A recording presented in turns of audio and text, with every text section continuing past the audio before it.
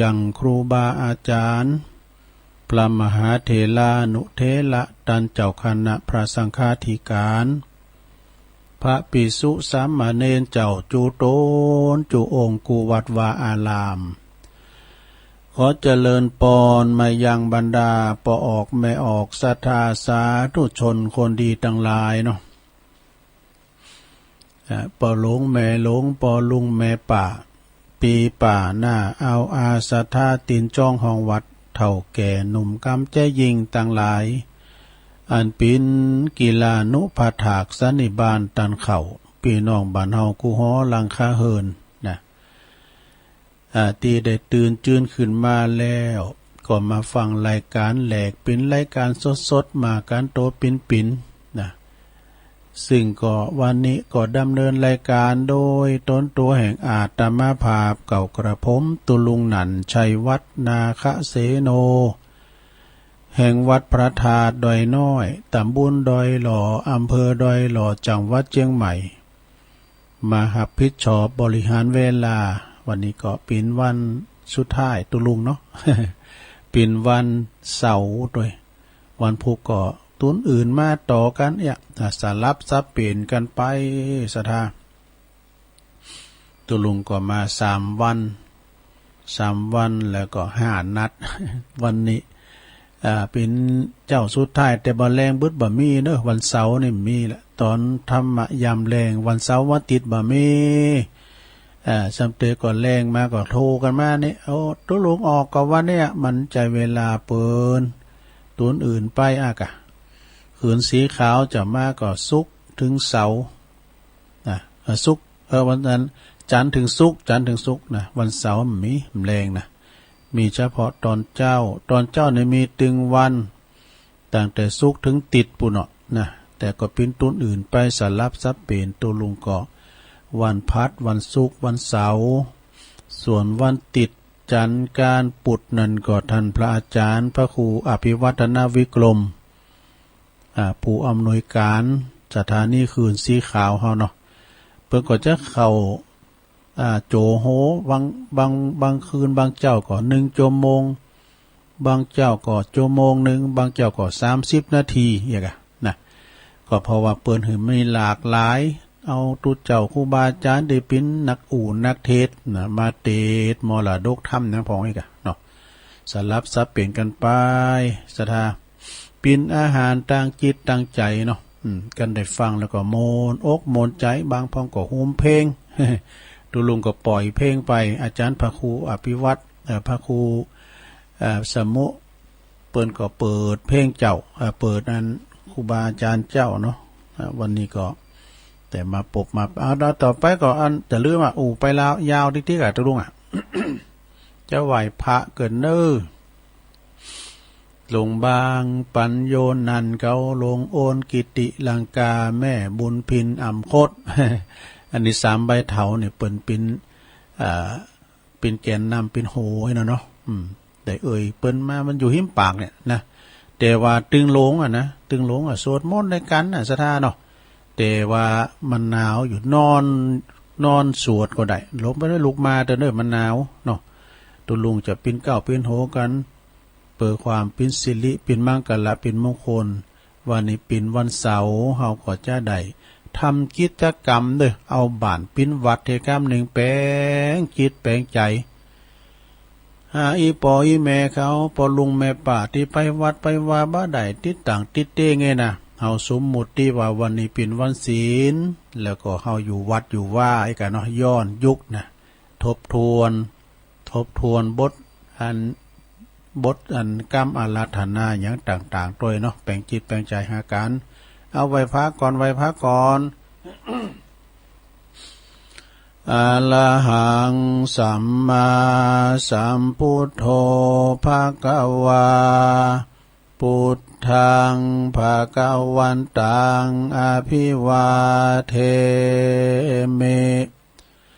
สวากขาโตภะคะวะตาธัมโม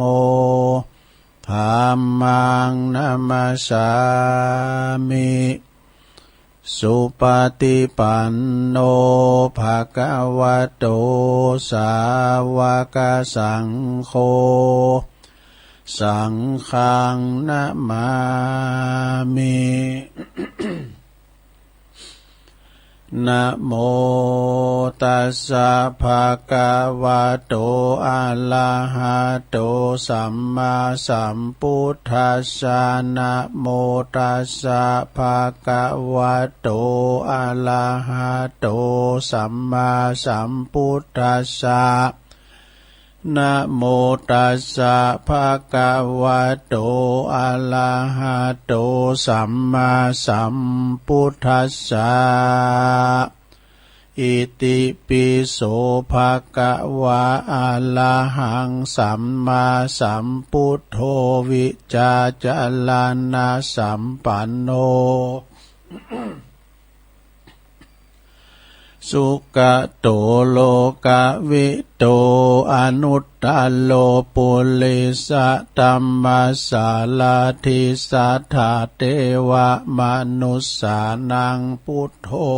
ภควติสวากขาโตภควตาธัมโมสันติติโกอากาลิโกเอหิปัสสิโกโอปันนยิโก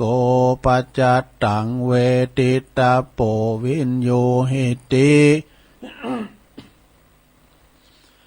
สุปฏิปันโนภะคะวะโตสาวกสังโฆอุจจุปฏิปันโนภะคะวะโตสาวกสังโฆยายะปฏิปันโน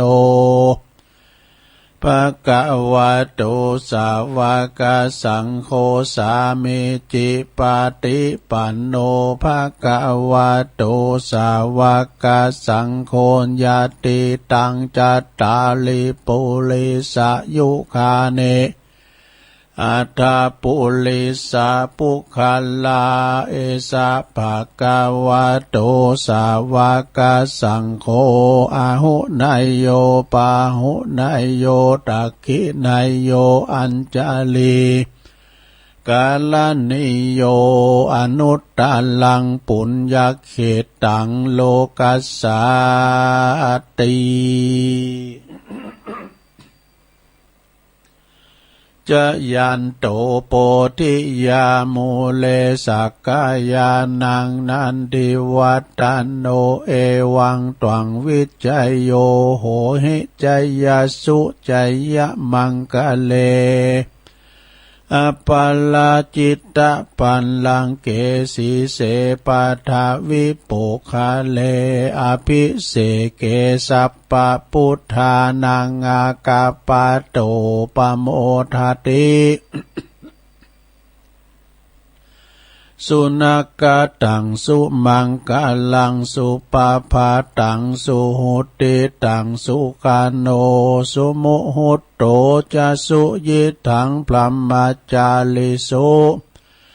ปทักขิมนังกายกัมมังวาจากัมมังปทักขินังปทักขินังมโนกัมมังปณิทิเตปทักขินาปทักขินา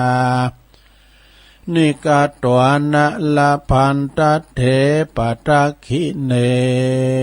สัพปิติโยวิวัจจันตุสัพพะโลโกวินาศตุมาเตภวัตวันตัลลายโย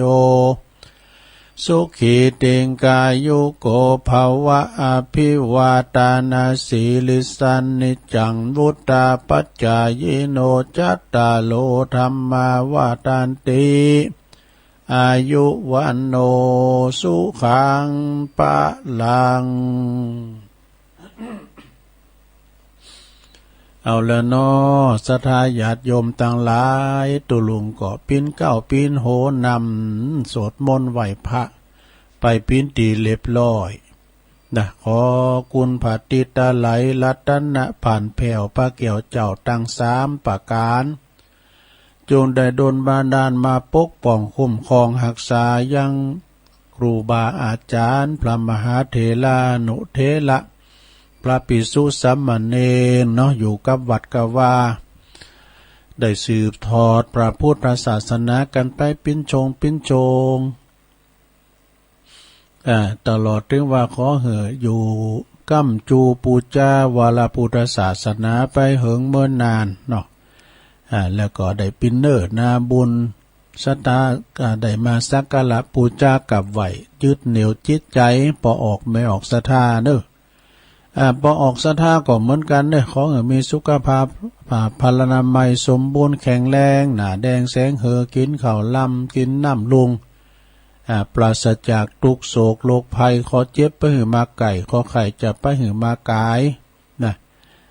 แล้วแม่นว่าไปตีแห่งหนตำบุญใดก็ตามเนาะไปกับรถกับลายโยดยานพาหนะตั้งบกตั้งเหอตั้งน้ำตั้งหนบุญอากาศก็ดีเดินทางแก้วคาดปลอดภัยเนอะแก้วคาดปลอดภัยเหมือนกันจูปู่จูโคนตัวลุงว่าไปก็อันมาหนึ่งแทบอยู่ที่คอเนี่ยนะมีก็จะไอกันนะแล้วก็ก็เดี๋ยวก็เสียงมันจะบัดกันนะสวดมนต์ก็อย่างแฮมเป็นกำสุมาในหลวงเด้อจำเตมันเสียงมันพดป่องนี่นะเอ็มเจ้านี่เสียงเนี่ยว่ากินน้ำห่อนอยู่ลงแล้วนะถ้ามีกะแอมกะไอไปก็สุมากับปอลงไม่ลงเขาตัวเด้อทีนี้เขาก็มาเอ่ยกับสถานีที่เปิ้นมีบุญหูกับหมู่เฮาเจ้าขาดต่างหลายเนาะสถานีวิทยุเปิดการศึกษาพระพุทธศาสนาและวัฒนธรรม FM 104.50 เมกะเฮิรตซ์เนาะวัดฝายหินเนอร์ตำบลสุเตปอำเภอเมืองจังหวัดเชียงใหม่โดยเมตตาบารมีธรรมอาจารย์พระครูสมุวิสุวัฒน์วรกิจโจอาจารย์พระครูเปิ้นก็เอาตุลุงทองออกเจ้านะแล้วก็ข่างเพลงเขาเจ้าฟังเพลงชั่วโมงปลายซะนะรู้ต่างได้เพลงสมัยมันเก่านะย้อนยุคนะสมัยอีปอยแม่เขาแม่บุญยงบอกว่าสมัยอีแม่เป็นอายุ30ปลายเนี่ยตุลุงแม่สีทอนสว่าโอ้ยเพลงนั้น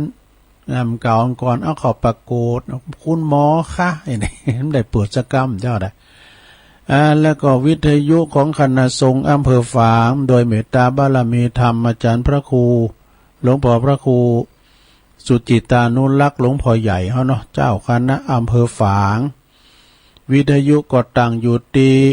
พระบาทอุดมนำบ่อเศร้าวาสำนักวิปัสสนาโดยตุปีจำเริญโชติธรรมโมเจ้าอาวาสวัดสันโค้งเปิ่นก็รีโมทลิงก์สัญญาณฮับเอาเสียงนี่ไปสู่ตันผู้ฟังทั้งหลายแล้ว FM 100.25 เมกะเฮิรตซ์เนอะวัดพระบาทอุดมฝางบุนะครอบคลุมไปถึง3อำเภอเลยเนี่ยฟังกันตั้งแต่ปุ่นนะตั้งแต่ตาตอนลองมานะฟังกันเตอสถามันจะได้เสียงสตังฟังไปติ๊กๆกันตีก็ถึงได้ใส่นะขอบคุณตังหังปดม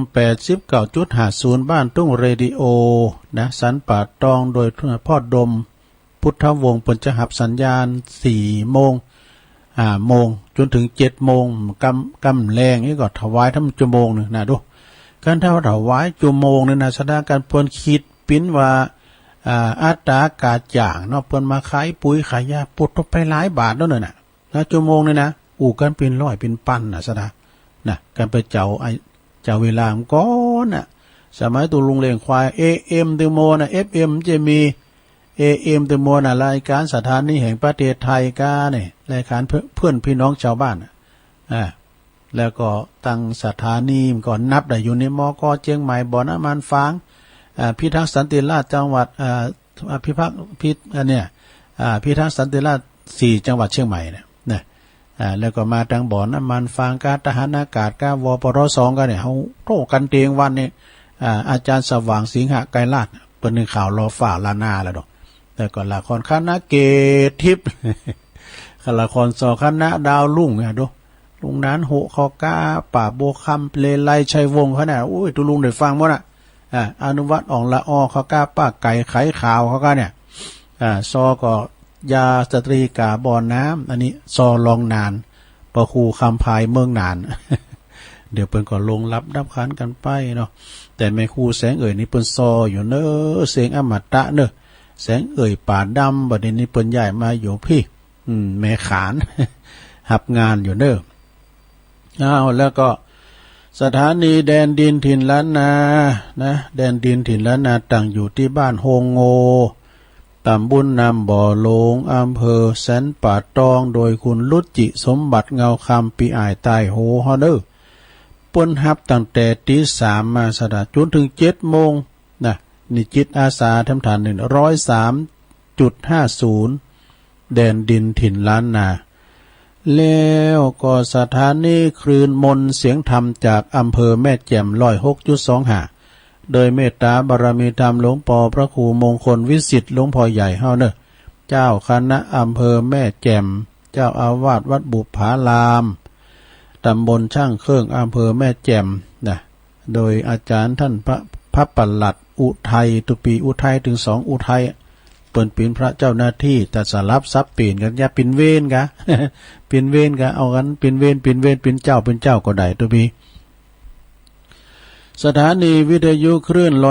101.75 เมกะเฮิรตซ์น่านฟ้าเรดิโอนะอันนี้ก็คุณลุงนิรันดร์ปันดอนตอง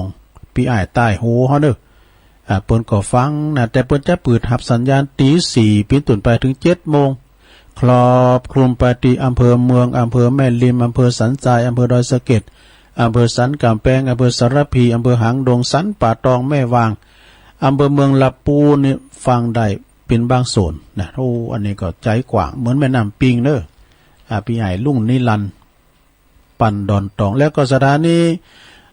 98.75 คลื่นธรรมะของชุมชนวัดห้วยตองซักตำบลโขงเป้าอำเภอจอมทองโดยเมตตาบารมีธรรมอาจารย์พระครูวาปีวรมานิตท่านเจ้าอาวาสและก็ท่านชาวลิตชัยวังโสเลขาเป็นพระเจ้าหน้าที่เชื่อมสัญญาณไปปีนตีเรียบร้อยนี่เอ่ยไปหมดแล้วค่ะตกบกพองสุมาโดยเนอะแล้วก็ขอบคุณทางเปิดฟังทางระบบออนไลน์ระบบอินเทอร์เน็ตแล้วก็ระบบย้อนหลังก็ได้เฟซบุ๊กเนี่ยเฟซบุ๊กของอาจารย์วิสุวัตรหรือว่าวัดฝายหินตลอดเวลานะ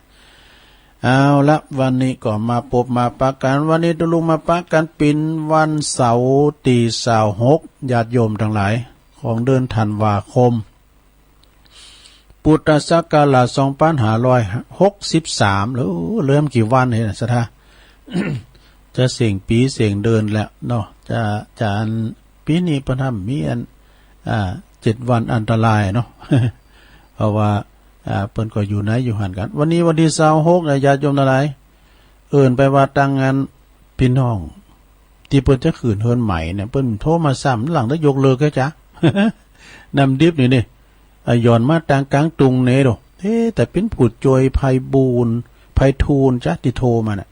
ว่าก็ตุลงก็ผมก็ขึ้นเตี้ยวดอยถึงวันเมื่อเจ้ายังอู่กันอยู่โน่นเนี่ยก็เฮาก็จำบ่ได้ว่าเป็นไผโทรมาน่ะบ่เดี๋ยวมันง่ายได้หันไว้ก็โทรมาก็ฮู้กันเนี่ยเฮาก็เพิ่นลืมเนี่ยกำด้วยน่ะตุลุงในเกมมาเด้อว่าน่ะหลังตะฟ้าวไอ้ไงอย่างได้ก็เกิดเพิ่นมาก็เมื่อการเพิ่นมาก็เมื่อเฮามีรถนี่ ว่าท่านรองสังงากำแพงทิพย์กันต่อมาก็นครนครปันดอนตองนะมาครับตุลุงกำ บ้านหลังจะลืมเลยกะหลังแต่งฟ้าวไว้กับงานเนี่ยเนาะเอาว่าเป็นกำลินสนะตอนบ่ายวันนี้แต่ไปแน่นอนฮะตอนบ่ายวันนี้ก็ไปที่วัดพระอาจารย์เอารักปัญโยนันในบ้านวัดสันเมืองวัดสันเมืองนี่เปิ้นก็จะมีงานเนาะยกยอฟ้ายกยอชัดอย่างเดียวงานลื่นเริงกลางคืนตัดออกหมดเลยแต่ว่าเปิ้นมีจุดคัดกรองตีแน่นหนาเนอะไอ้หลงเลยไปลืมถุงนองเนอะไปลืมแมทเนอะเพราะมันเกี่ยวกับยังถุงนองพุ่นน่ะวันนี้ก็เวลาประมาณ 19.40 นะ 7:40 ในเปิ้นก็จะมีการทำพิธีแล้วนะที่วัดสันเมืองนะเปิ้นจะสวดมนต์ตันจะเทศน์นำเทศน์ธรรมเนี่ยกะอบรมสมโภชนะพระสงฆ์9 รูปเจริญพระพุทธมนต์สมโภชพระพุทธรูปแล้วก็ยอดชัดเจดีย์ตัว21 นาฬิกาก็เปิ้นมีเทศน์ธรรม1กันเด้อทำอานิสงส์การสร้างเจดีย์นะองค์เทศเป็นไผมหูนะ แล้วก็เปิ้นก็จะสมเป็นนั้นเป็นการองค์เทศคืนนี้โดยหนึ่งกันนะวันพุธก็จะมีบงสงบงสงกันก็แต่6:09 น.เป็นต้นไปเปิ้นจะมีบงสงเทพอาหัก16 จันทร์ฟ้า15 จันทร์ดินแล้วก็อันเปิ้นก็จะเริ่มยกยอดชัดในเวลา9:39 เนอะนะพระสงฆ์21รูปโอ้พระสงฆ์สมณศักดิ์1 โมงสถามีเมตตาบารมีตามหลวงปู่ครูบาไพจิตหรือว่าท่านพระครูโสพลจันทคุณอันนี้โอ้โต90หิมถ้า90ไปแล้วหันอายุเปิ้นน่ะพระมหาเถระวัดป่าย่างเด้อเหล่ามาเยิงอันนี้ลำดับอันพระสงฆ์21รูปก่อนเนาะแต่เปิ้นเล่งนะเปิ้นเล่งเป็นหยังพระครูบรรพตพัฒนานุยุทธอันนี้ก็เปิ้นเป็นเจ้าคณะตำบลบ้านโหงเขต3นะวัดดอยก้อมพระครูกัลยาณธรรมนิวิทย์ครูบาเจ้าเสาคำวัดหลวงสีเตี้ยเจ้าคณะตำบลสีเตี้ยพระอธิการสีขอนจันทจิตวังโสจิตตสังวโรสมาร์จิตตสังวโรนะตัวพิสีขอนเท่านะวัดปทุมสารามวงเล็บสันปูเลยพระอธิการสมคิดปัญญาวัชิโลนะครูบาพันธ์แล้วก็ปุ้นไปอยู่วัดดอยหลังถ้ำพระอธิการบัณฑิตปันธิพรหมวังโสนี่ก็วัดหนองสลิงเนอะตัวปีเบนแล้วก็พระครูสุคนศรีลาภิลมเนี่ยพระครูสุคนศรีลาภิลมนี่เปิ้นอยู่วังปลาสร้อยวัดวังปลาสร้อยฝั่งละปูฝั่งเชียงใหม่ไปเนอะอันนี้นะฝั่งเชียงใหม่พี่ทางจอมต้องไปนะพระมหาธีรพันธ์ธีรกิติปท9เจ้าคณะตำบลหนองล่องเจ้าวัดตุนพึ่งเนอะตุนพึ่งตุนพึ่งก็จะมีอยู่ก็ฮะดังฟาวก็วันที่2ก็จะไปช่วยงานอยู่นะเพิ่นจะสืบชะตาลงเนาะพระครูอดุลขันตยาธรอันนี้เปิ้นอยู่วัดท่าลุกนะวัดท่าลุกปันสันพระอาจารย์พจน์ภาลยาโนวัดบานตุนพึ่งบานแพทไตนะตุนพึ่งแพทไตเนอะวัดปอบุญเปงเขานะกะแล้วก็พระครูบาธรรมชัยพระอาจารย์ธรรมชัยวิสุทธาจาโลวัดตาจ้างเก่าเนอะพระบดิกากรวุฒิธรรมทัศสีวัดน้องหล่องตาจ้างพระครูประทีปหลวงพ่อประครูประทีปธรรมธดาอันนี้เป็นเจ้าคณะอำเภอเวียงหนองล่องวัดร้องทานท่าลี่พระครูสุตตกัลยาณกิจอันนี้เป็นเจ้าคณะตำบลวังผางวัดดงหลวงพระครูกันตะสุตานุกิจนี่ท่านมหาเสนอเนอะวัดดุงเนอนะวัดบ้านดุงเนอท่านพระประหลัดพลจิรปุญโยนี่วัดบันเวงเนอวัดบันเวงไก่ๆก็นะท่านพระครูปราโมทพนาใสวัดเหล่าปงเสือพระอธิการพัทยาประภัสโรวัดหัวห้วยพระครูสุนทรปัญญารัตน์เจ้าคณะตำบลหนองยวงเจ้าวัดป่าหกฟ้านะพระอธิการแสวงมหายโสวัดวังสะแกงและก็เมตตาบารมีธรรมหลวงปอพระครู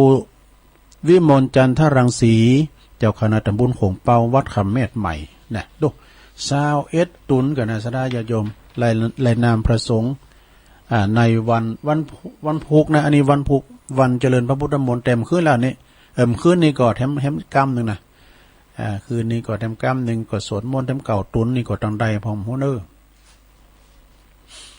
เอาแล้วนอสดาญาโยมตัวลุงก็เอามาแซกมันได้เพราะว่างานเปิ้นไก่แล้วนี่นะแล้วก็วันพุกก็มีหลายตีวัดดงนิมิตแถมมีอยู่ก้านอกจากไปมุดิตาจิตนะพลอยยินดีครับตุปิเสตัวเนี่ยไว้แต่ไปตอนบ่ายฉันเพิ่นแล้วจะไปนะให้ฟังกองโดยมีวันให้ยกเลิกแต่ว่างานพิธีเนี่ยถ้ามีอยู่ถ้ามีก็แม่สำล้านโทรมาบอกได้เด้อกันเดียวนะแม่สำล้านบ่หลงแหวงก็ดีก็หลงสารวุฒิหารขว้างแล้วก็วันเราประเจ้าตะเขียวรู้วันนี้เปิ้นก็สืบชะตาลงกันน่ะผู้กะเนาะเปิ้นก็ด่ากันมาเนี่ยนะอันนี้มันงานไก่งานหิมบึดก็จะเอื่นหน่อยเนอะนะอยู่ว่างานประชุมเพลิงศพก็ดีงานปล่อยล่อก็ดีอันนี้มันจำเป็นนี่เลินบ่ได้ก็หาเนาะแต่ว่าเปิ้นจุดขัดกองแน่นหนา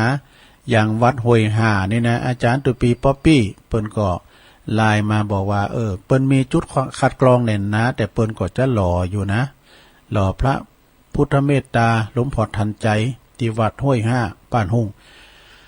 เอาล่ะสนะญาติโยมทั้งหลายไปยาวดื้อๆตุลุงต่อไปตุลุงก็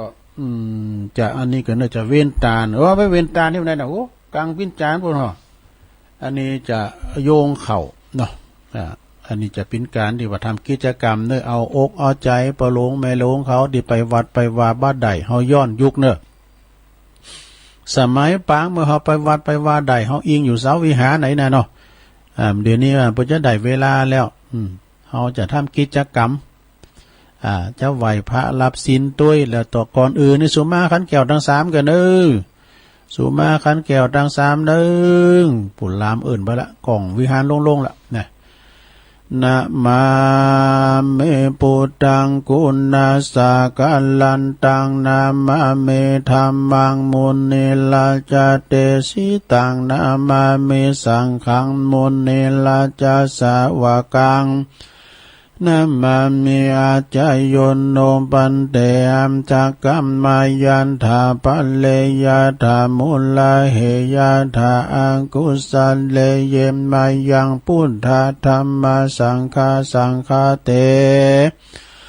สุรตนาราสุรติรัตนาตเยสุอาติเตวะปัจจุปันเนวะอาวิวายาติวาละโหวากายเยนาวาวาจายาวามานาสาวาปามาตังวาอากาละวังวาอากาสิมหาติสวายาธาธัมมังปฏิกาโลมาเตสังโนปันเตปุตาติลัตตนังลัตตยังอนุกัมปังอุปปาตายาอาจายังอาจายาโตปรติกันหาตุคัมมันตุสัพพังตุสังอายติงสังวาลิสามะปุเนวังราลิกาสามมาสันจิจาโตสังอาสันจิจาโตสังสัพพังโตสังคามันตุโนต่อไปสุมาเข้าภิกขาหารมันจะโยงเข่าด้วยนะปุปสุมาก่อนนี่นะเนาะนะมาเมโตปาบุภาลาจาตาเนโอตานาภิกขาหาลาตาเนสหปาลิวาลาตาเนวาลาตาคินาเยกายะตัวเลวาจิตัวเลมโนตัวเลสัญจินจาปัมมาเตนาวาอาสัญจินจาปัมมาเตนาวากายะกัมเมนาวาวาจิกัมเมนาวามโนกัมเมนาวาอาติตาโตสังปัจจุปันนะโตสังสัพพังโตสังขมันตุโนตุติยัมปิตติยัมปินัมมัมเมตุปะบุภาลาจาตาเนโอตานาภิกขาหาลาตาเนสหปาลิวาลาตาเนวาลาตาคินาเยกายะตัวเลวาจิตัวเลมโนตัวเลสัญจินจาปามาเตนาวาอาสัญจิจาปามาเตนาวากายะกัมเมนาวาวาจิกัมเมนาวามโนกัมเมนาวาอาติตาโตสังปัจจุปันนะโตสังสัพพังโตสังฆามันตุโนต่อไปก็จะโยงเขาจะสุมาเข่าพระเจ้าเนอะปูจาเข่าพระเจ้าโยงเข่าพระเจ้าเนอะสาธุโอกาสะอิมังโอตานาปินดาตานังติลัตตานานังสักกะจังเตมาปูเจมาตุติยัมปิอิมังโอตานาปินดาตานังติลัตตานานังสักกะจังเตมาปูเจมา ตาติยามปิมะอิมังโอตานาปินดาตานังติลัตตานานังสักกัจจังเตมาปูเจมาติคาลตังหิตายาสุขายายาวานิปานายะสังวตันตุโนปลามวามครับเนาะต่อไปโยงเข้าบาทหนึ่ง ดังกับวิหารเนี่ยเสียงปลามเปิ้นดังเนี่ยเขียวตั้งหน้าเปิ้นมีดูต่าง สาธุโอกาสะโอตานาปินดิปาตังตานังนิปานาปัจจโยโหตุโนนิจังโอตานาปินดิปาตังตานังนิปานาปัจจโยโหตุโนนิจังโอตานาปินดิปาตังตานังนิปานาปัจจโยโหตุโนนิจังเอาแล้วสดาญาติโยมทั้งหลายต่อไปก็ไปตั้งแถวหน้าโฮงหลวงปุ่นไปต่างแถวกันหน้าโฮงหลวงปุนเกินปอจายอยู่แถวหน้าเทวดาอยู่แถวหลังก่อนที่จะใส่ก็ถอดแคบถอดเกือไปไผซุปกุ๊บก็ถอดหมกอดหนาวเอากำเดียวหนึ่งยายแถวโอกะละมังทางเป้ซามูไรข่าวสารไข่โยมเกมกระสอบนะกะละมังทางเป้เข้ารุ่นบาทไทยเข้าออกรุ่นบาทก่อนตีปอลุงแม่ลงปอลุงแม่ป่าเขาจะใส่เข้าบาทด้วยนะจ้อใส่เก่าใส่โหยเกิดลำเปิงว่าข้าวของข้าพระเจ้าขาวดังดอกบัวยกขึ้นเหนือหัวถวายแด่พระสงฆ์จิตใจจำนงตรงต่อพระนิพพาน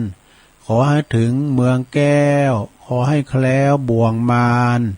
ขอให้ทันศาสนาพระศรีอานในอนาคตการโน้นเทิ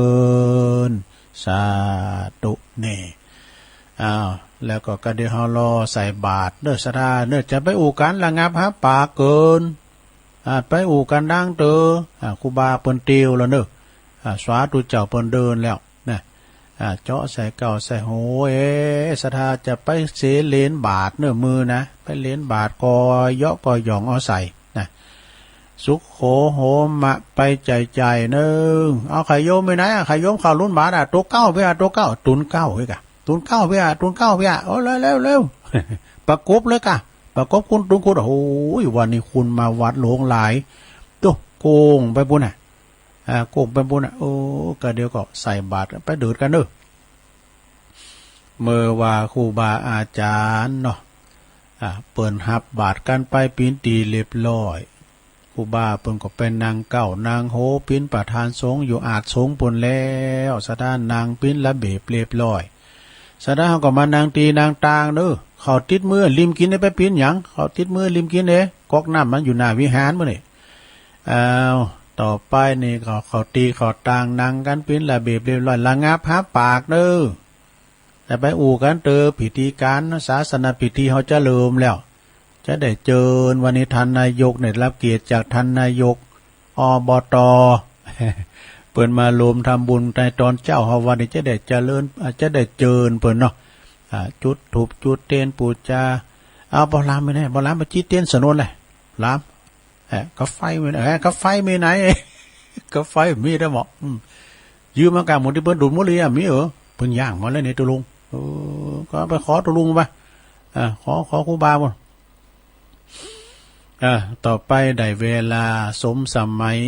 เอาจะได้เริ่มพิธีขอเจริญขอเล่นเจิญท่านนายกได้เป็นประธานในการจุดเทียนถูปูชาพระรัตนตรัยปุรามจิเตียนชนวนยืนไปเลยพระมือสดาหมู่เฮาเจ้าข้าทั้งหลายตอนนี้ก็ประธานได้จุดถูกเทนอยู่ในอาการอันสงบพิธีการห่อเริ่มแล้วก็เดี๋ยวพอลงบ้านเฮาไปเกณฑ์ขันศีลครับไปเกณฑ์ขันศีลครับเกณฑ์ขันศีลเรียบร้อยปอจานไปไหนมานั่งตั้งนานพี่บอกจะไปอยู่ยังปูนมันนั่งหน้าพี่เอง เอาล้ำเอาไม้พอล้ำพอจานเนาะเอาเลยพอจานละลาแล้วควายแล้วไฟใหม่ร้องเข่าแล้ว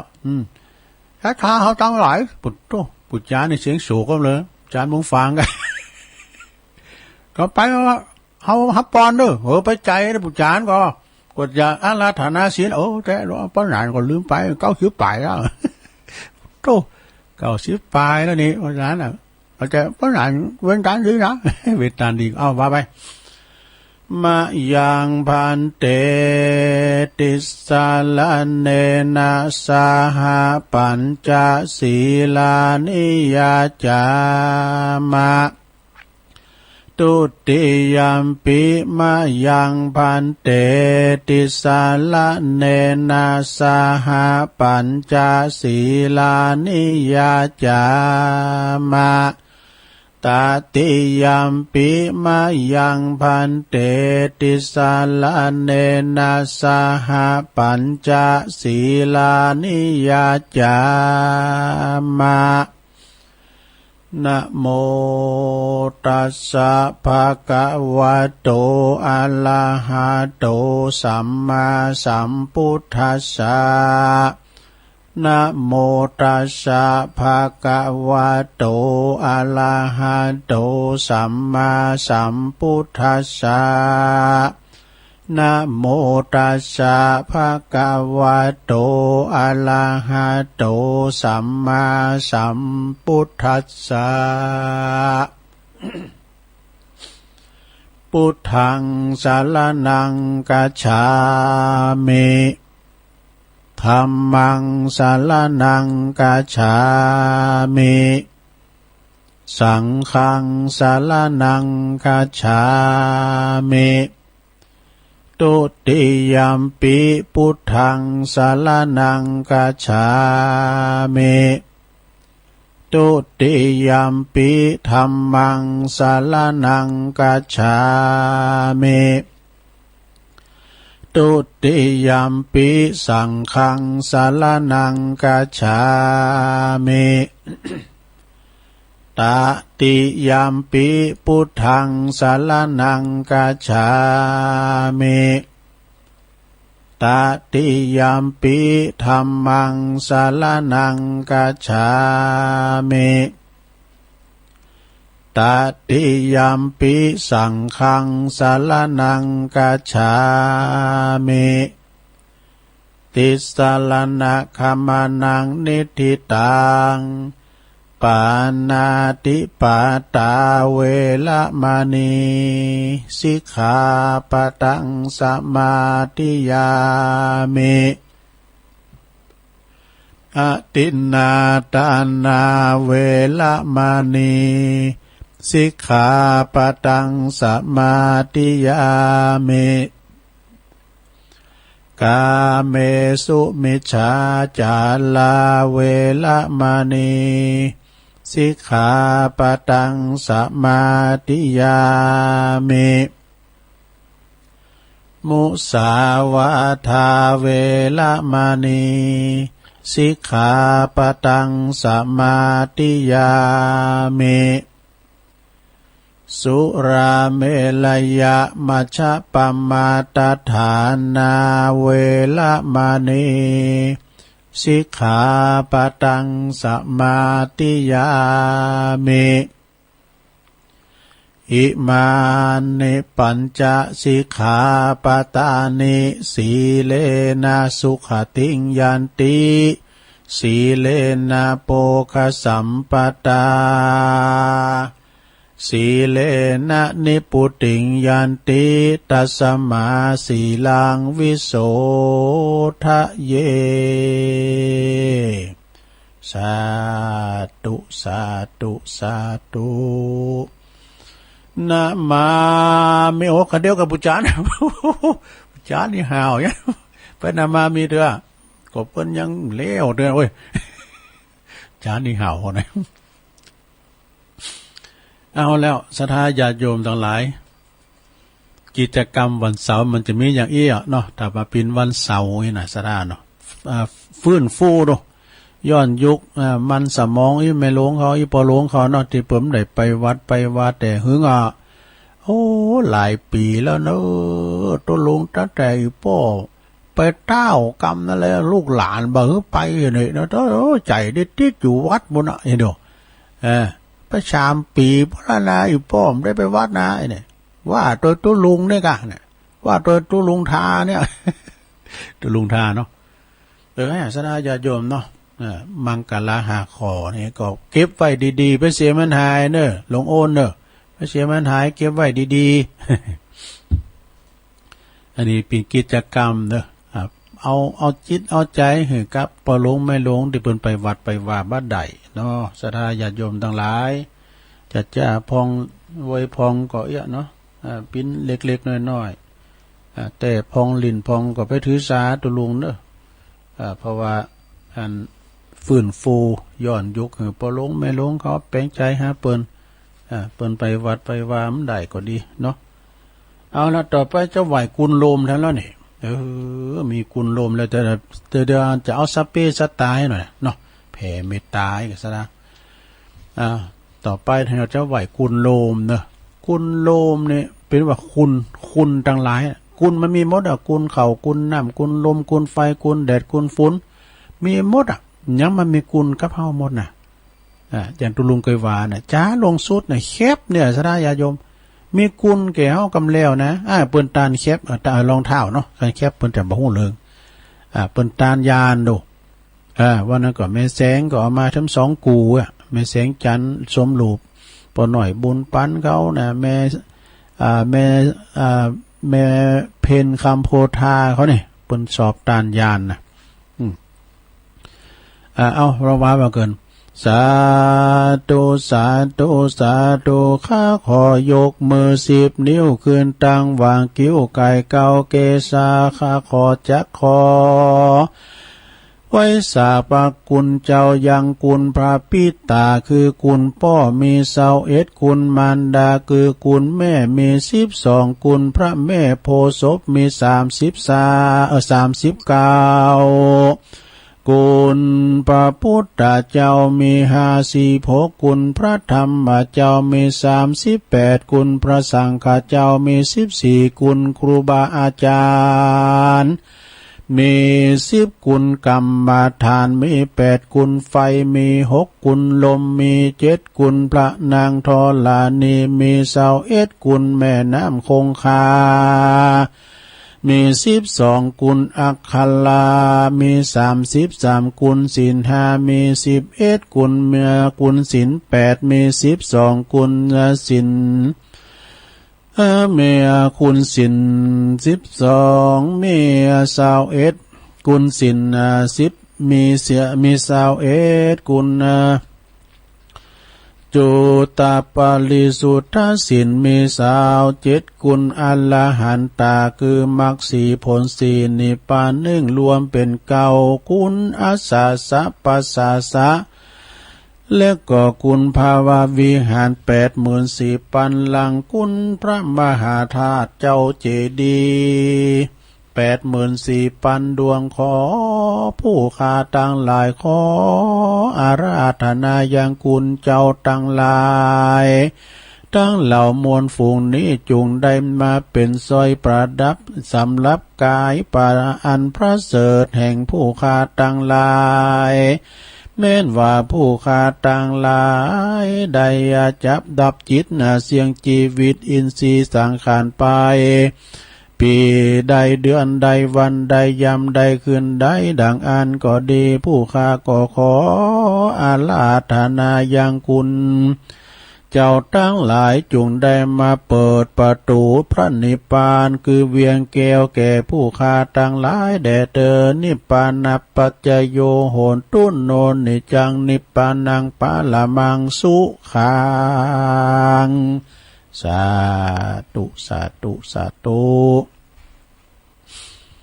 พวกเขาก็ว่ากุลโลมโดยพระครูวรธรรมนาถเนาะอันนั้นกุลเป็นยาวกุลเป็นยาวกับตุลุงจะว่าใดเอาต่อไปจะแผ่เมตตานะลงเนอะจะแผ่เมตตาเนอะสัพเพสัตตาสุขิตาโหนตุ สัตว์ทั้งหลายที่เป็นเพื่อนทุกข์เกิดแก่เจ็บตายด้วยกันทั้งหมดทั้งสิ้นจงเป็นสุขเถิดนี่นะว่าไปตามในหนังสือนะหลวงเนอะหนังสืออันที่เปิ้นเขียนมานี่นะเวราโหนตุจงเป็นสุขเถิดอย่าได้มีเวรแก่กันและกันเลยอภัยยาปัจจาโหนตุจงเป็นสุขเถิดอย่าได้มีความเบียดเบียนซึ่งกันและกันเลยอานิกาโหนตุจงเป็นสุขเถิดอย่าได้มีความทุกข์กายทุกข์ใจเลยสุขีอัตตานังปาลิหาลันตุจงมีความสุขกายสุขใจรักษาตนให้พ้นจากทุกภัยทั้งหมดทั้งสิ้นเถิดและขอสรรพสัตว์ทั้งหลายจงได้รับผลบุญกุศลได้รับส่วนกุศลผลบุญให้ทุกท่วนหน้าตัวตนด้วยเถิดสาธุเปิ้นทั้งหลายเปิ้นสาธุแล้วสัพเพสัตตาหลวงเปิ้นอภัยยกโตถึงหมู่เฮาแล้วนี่เนาะ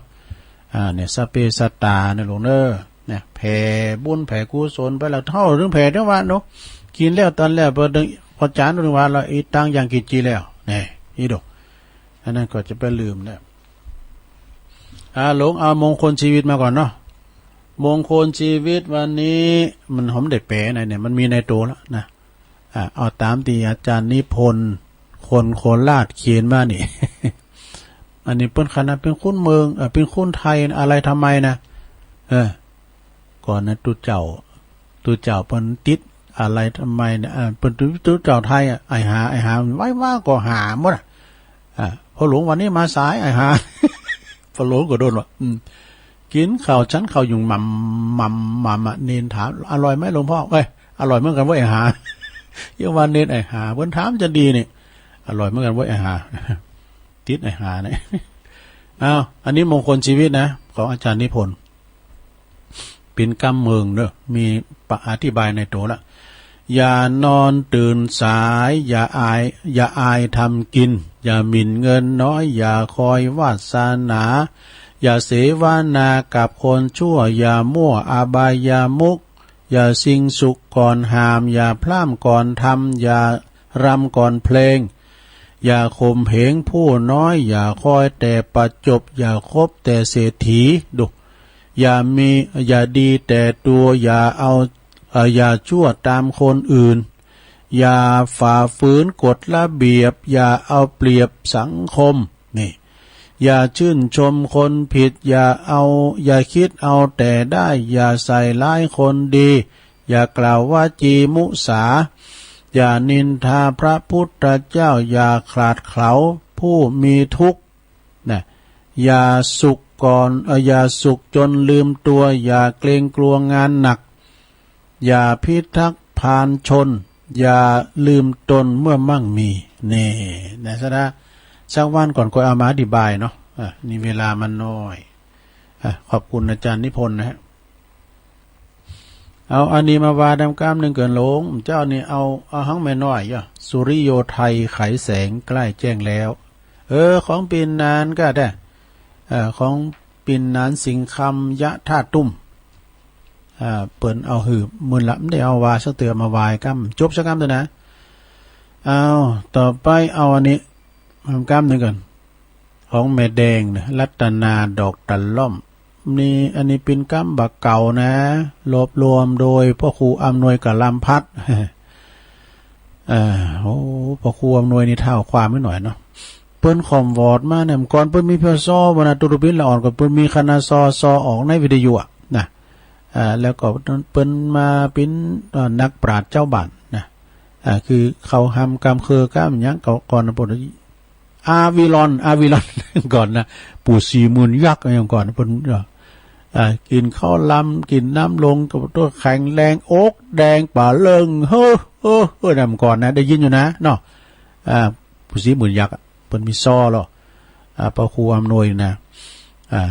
เปิ้นก็ฝากผลงานไว้หลายในด้านหนังสือหนังหาเข้าห้ามกำเคอกาเนี่ยอันนี้เปิ้นเรียกว่าวรรณกรรมนะวรรณกรรมคืออนุรักษ์ไว้เพิ่นเขียนว่าทรัพย์ในดินสินในน้ำหู้จักแต่งสร้างก็ปินคำนี่หวยหวยแซ่แซ่นั่นบ่ถ้าไปหวังให้นาเฮายังขัดใจเยะเข้าดูนี่ปินคำเก่านะสดานะสุมาเนี่ยไม่กะหวยเนอะนี่เพิ่นเขียนมาอีนี่นะทรัพย์ในดินสินในน้ำหากว่าเฮาหู้จักเอามาดัดแปลงปรับปรุงนี่ก็จะเป็นสินค้านะสดาญาติโยมแผ่นดินทำแผ่นดินทองนะตีดินเฮามีก็ปลูกไว้หรอโดนไฟนะพริกแดงนี่มันเข้าขั้นเผาดอกเขอเอามาตำเหมาะบดโตตำเขอน่ะแล้วก็ตำเขอนี่แม่จงดีว่าเปิ้นตุ่มไข่และเปิ้นผ่ากึ่งด้วยกันน่ะอากาศตุลุงแก้นหิมตายเนาะเขามันมีประวัตินะไปให้ตำเขอกะปู่โมมะเนาะเขาว่าปู่โมมะตำเขอน่ะมันมีหอมโดนก็ไฟใส่ตัวก่อนมีหอมแป้นนะพี่ตายปอนี่เอาปู่ว่าจานหอมไว้บุญน่ะนะชิบหายไปเหรอมันตายหอมแป้นนี่ขิวด้วยนะบดเปิ้นเอาใบมันบ่เอามาซอยใส่ตำเขอเหมาะแล้วก็เปิ้นเอาไข่ใส่ในกาบโตเอาเนนพากฤดูร้อนนะไปนอนไว้โอเคนั่นก่อนนั้นเปิ้นเอาไปพักบนโดดุงนงเอกดุงหาดนากันเนาะอาจารย์มนตรีเปิ้นปิ้นนั่นเจ้าของโครงการแม่บ้านเขาตำเขอมาเลงตุลุงก็สมุหามันเขาได้กินฟ้าโหนี่กืนเข้าคล้ายหม้อแก่นใบแก่นบอดหิมเดสโมเลหิมมรณภาพเตียวขึ้นเตียวเรื่องบุตรคอกดไปโกงมาเนี่ยเน่นไข่โหใส่วะก็เฮาพอหิมตายเนี่ยไข่โหใส่วะมันนึงกินน้ำได้โอ้แต่นะครับตัวเดียวน่ะต่างเกิดใหญ่มากนะมันนั่นการตามเขอกันทำกินฟ้าอะไรนะถึงไหนนะมาดัดแปลงปรับปรุงก็จะเป็นสินค้าสถาก็จะเป็นหนทางที่นำมาสู่ความร่ำรวยที่ดินเฮามีปลูกไปหรอปลูกฝังไปยังก็ไปขอเพิ่นหมดพระหัวขาจะไข่ก็ปลูกไปเนาะก็เวลาเฮามีมันสบายพริกแดงปโตจูหม้อแกงดิน่ะลูกโดดย่ะอันสำหรับว่าสาบว่าเลืองหวยเลืองแซนั่นก็อย่าไปหวังว่าอย่าไปคิดหวังว่าจะร่ำรวยโดยได้เลยนะเพราะมันเป็นการผันนันแล้วก็ตีเป็นหนทางนำมาสู่ความหายนะให้ดอกเรียกว่ามีให้มีนาเอาก็ทำไปอันหวยแซ่ๆนั้นมันก็การถูกก็ดีอยู่โตเหิมได้ออกนี่เปิ้นมันถูกก็ได้กะแต่การเปิ้นกันมอกเฮานี่ปวดเอาตั้งไปกำหังกำมีเปิ้นน่ะเลย ก็เปิ้นจางเตงเนาะโอ้การผ่านนันแต่มันได้มากกว่าดีเต้สะดาเอาเตก็ไปฝันก้าเนี่ยปดโตไปฝันว่าเมนนะก้าไอ้น่ะคำฝันมันแน่เต้มันแป้เคืองหมุนหรือปีนานรุ่นหรือกระเตียวกล่อม แต่ก่อนหุ่มไปหุ่มมันถึงว่าก็ได้มันตานเนาะมันตานอันนี้มันว่าไปตามมันวิดตามมันหนังสือมันได้เพราะมันเป็นหนทางแห่งความร่ำรวยนะการเฮาหับจากอ่างบายมีตีดินตีนาเอาไปเด็ดปลูกฝังกันไปดีกว่าจะมาฟันลุ่มแรงกับหวยกับเบอร์นี่ สุมาเด้อต่อไปผ่านน้ำบ่ติ้มตุนมันตึงบ่ดังในสระญาติโยมทั้งหลายเนี่ย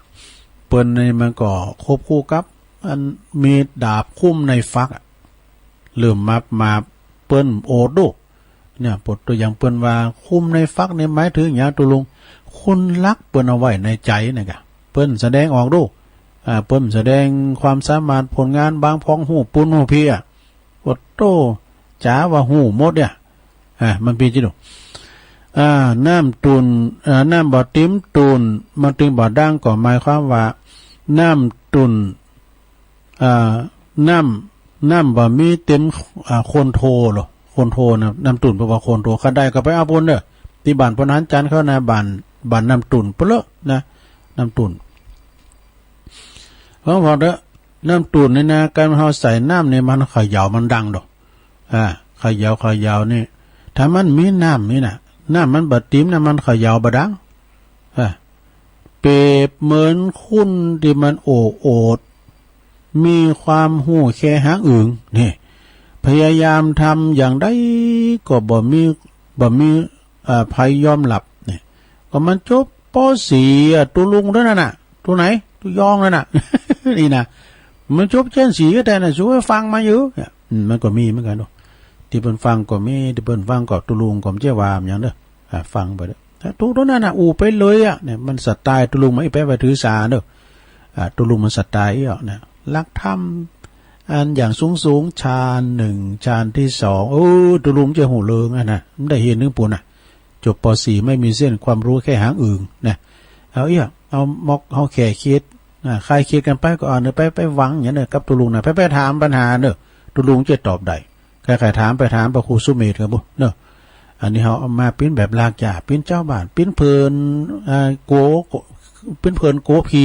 ปิ้นแก่งอมไปนะจะได้ไปถือสาตุลุงน่ะบ่ได้มาสไตล์อย่างเงี้ยแต่พองลิ้นพองขี่บ่แต่นี่ขี่ลิ้นเนาะขี่ที่มันจังติดในขี่จิกุงวะขี่ปุสุนบุญขี่เขียวขี่เบียวขี่ไทยขี่ใสๆขี่ค่ำนี่ใสอยู่นะขี่ดำขี่มือขี่ที่เป็นลือนี่ขี่หลักนี่ปุ่นน่ะปุ่นลักบ้านน่ะมันลักโคบ่น่ะว่าในเมืองแบบเปิ้นเล่าให้บ้านเฮาไว้หรอกนะตรงไหนธรรมดา เปิ้นบอกว่าพยายามทำอย่างใดก็เปิ้นก็บ่ยอมรับเพราะว่าความโหดโหมมีแค่หางอื่น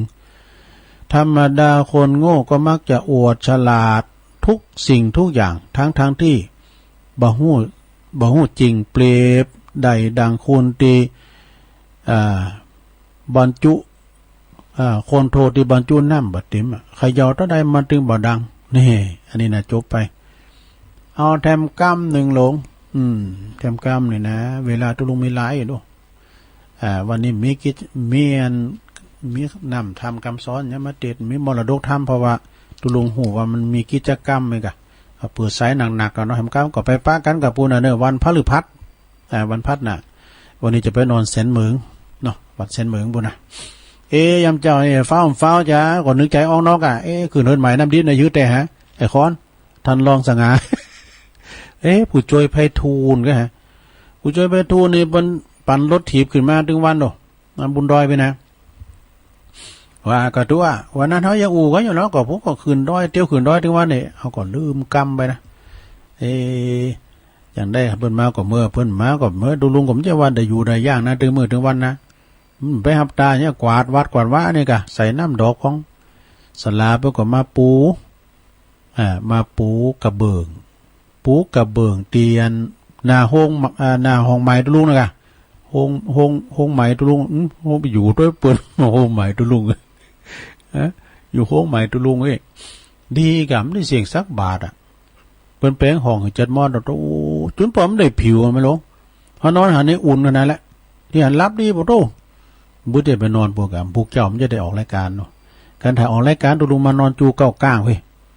เดี๋ยวอย่านอนพี่ตุลุงก็มันปินรับปินนอนมันคุบขับขาเหมือนกันมันจะได้ออกรายการนี่นะตื่นย่ำถึงตี1นะครับเจ้าพอนาฬิกาวุ้งเลยนะตื่นจะเจ้ามันนางถ่านเนี่ยได้2 ชั่วโมงไปดูออกรายการทำ2 ชั่วโมง5 โมงก็ไป1เขาผู้จานก็มาวันนี้นายกก็มาผู้รามก็มาวันนี้โอ้เขามาหลายเลยตุปอทาก็มาตัวลุงมันมาสไตล์ลุงการไพ่หูฟังก็ฟังครับให้มันฟังก่อนพี่ยังตัวลุงจะว่าเด็กบังคับเนอะตัวนั้นอู้ไปเลยมันก็ทำสไตล์ไพ่สไตล์มันนะลุงนะก็ใจตัวลุงมันโหม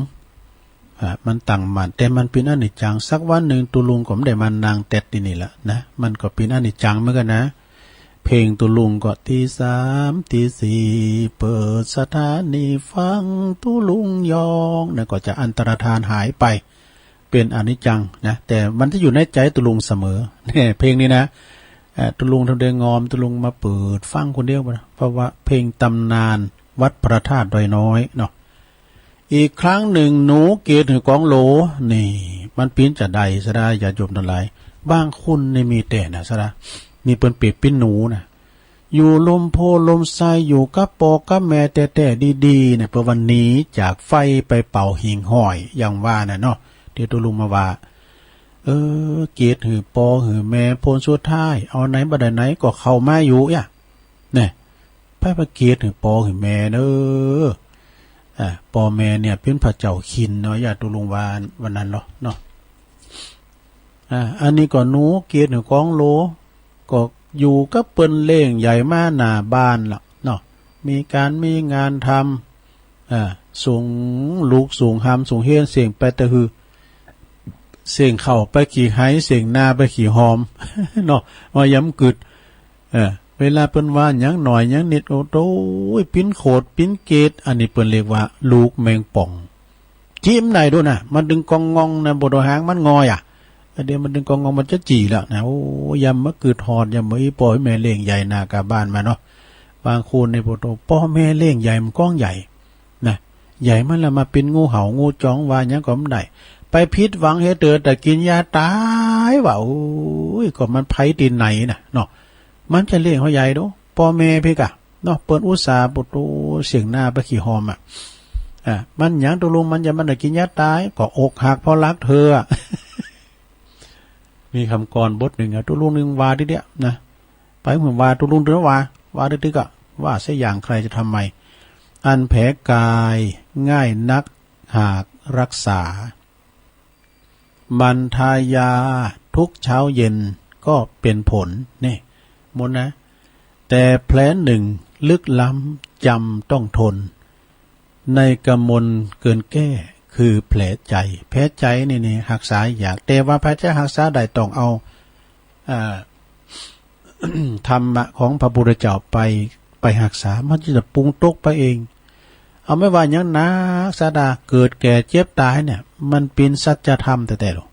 หมู่นั้นนี่เป็นเปลือกนอกหมดนะเอาละมาคือพอแล้วมันอย่างอนิจจังหมดบ่หมั่นบ่เตงหู้ความเงียงไปมาเนี่ยชะตาชีวิตของเฮานี่มันมีลุมมีดอนมีสูงมีแต้มโดงก็เหมือนกันโดงดีโดงดับอยู่ที่ตัวดอนเนี่ยลงเอ้ยถ้าโดงขึ้นโอ้มันถึงชุดมันอยู่ด้วยหลวงพ่อคูณว่าถ้าดวงมึงขึ้นมึงอย่าเหลิงถ้าดวงมึงตกมึงอย่าท้อบางคนก็บ่โทษก็มาดวงตกน่ะมาถึงหิบ่มากล้าบ่ขึ้นนะปิ้นจอมเจาะดอยน่ะเจ้าเตอถูกเลเปิ้นจ่ายใช้ข้ามเนี่ยไม่เล่งจ่ายใช้ข้ามนี่ก็มีนะอย่างกำบักเก่าตุลุงจังหวาปิ้นกำลิ้นไปกึดนางในรถเปิ้นว่าบ้านก่อจนถนนก่อปังสตังก่อมดรถก่อเซเมก่อนี้ดูนี่สมาโถมโหโผมีโผก่อมเอาฐานการงานมีทำนี่นะโอ้อันนี้นี่ตกสลัมแต่เดียวเนาะอันนั้นก็โดงเฮามันเวลามันจะขึ้นมันนึงชุดบ่อยู่กันโดงมันตกนะก็นะอันนั้นก็พยายามสดาญาโยมเนาะพยายามเดี๋ยวกันนะถึงนั้นนะหนูเกตหือกองโหล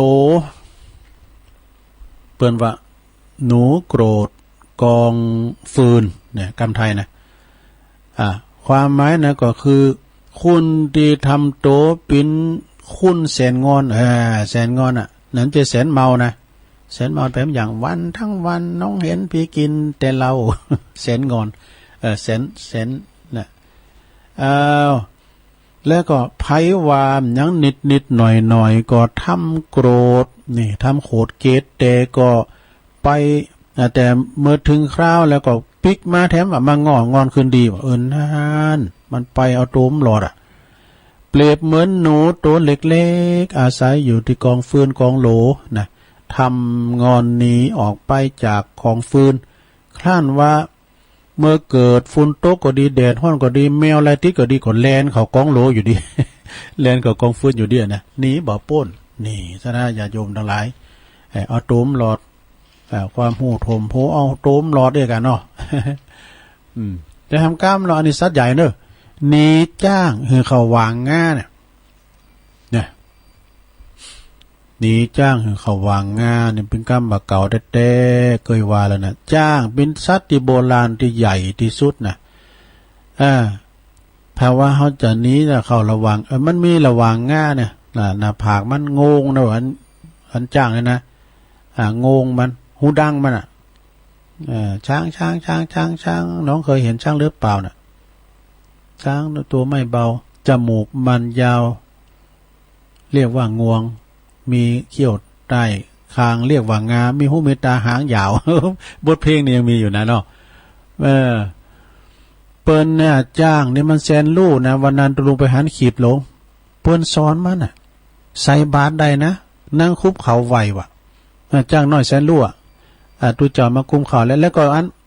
มันเอางงมันกีบซองใส่บาตรด้วยนะใส่บาตรด้วยนะแล้วก็เอาดอกไม้วางไว้ที่ฟ้าบาทเนี่ยโอ้จ้างแสนโหดแต่แล้วก็มันคุบไปนะมันคุบมาแล้วไหววะตัวลุงเขาก็ชับไปเตยเววาจาโดมันไหวจะเดียในคลิปเป็นสูงมากพอนะเนี่ยสัตว์มันก็หูนะสระญาโยมทั้งหลายควายนะว่าขวามันยังมาขวาเนี่ยเจือกปัดทางขวามันจะมีดูมีกระเจือกทางซ้ายไทยน้ำก่อนขวาขวาเนี่ยมันทางซ้ายอยู่ไม่รับหวานมึง ยังว่าไม่รับหวานอยู่นี่ สุมาเนี่ยแต่ทีนี้ก็ควายนี่เขาต้องอย่างอาจารย์ตุปีท่านพระอาจารย์เอาหลักว่าควายและโง่เนี่ยต้องว่ายอนะยอตัวลุงไปหลักฐานว่านะเอาควายเอาโง่นะยอนี่มันก็ยุดนะแล้วจ้างนี่มันฮื้อมุน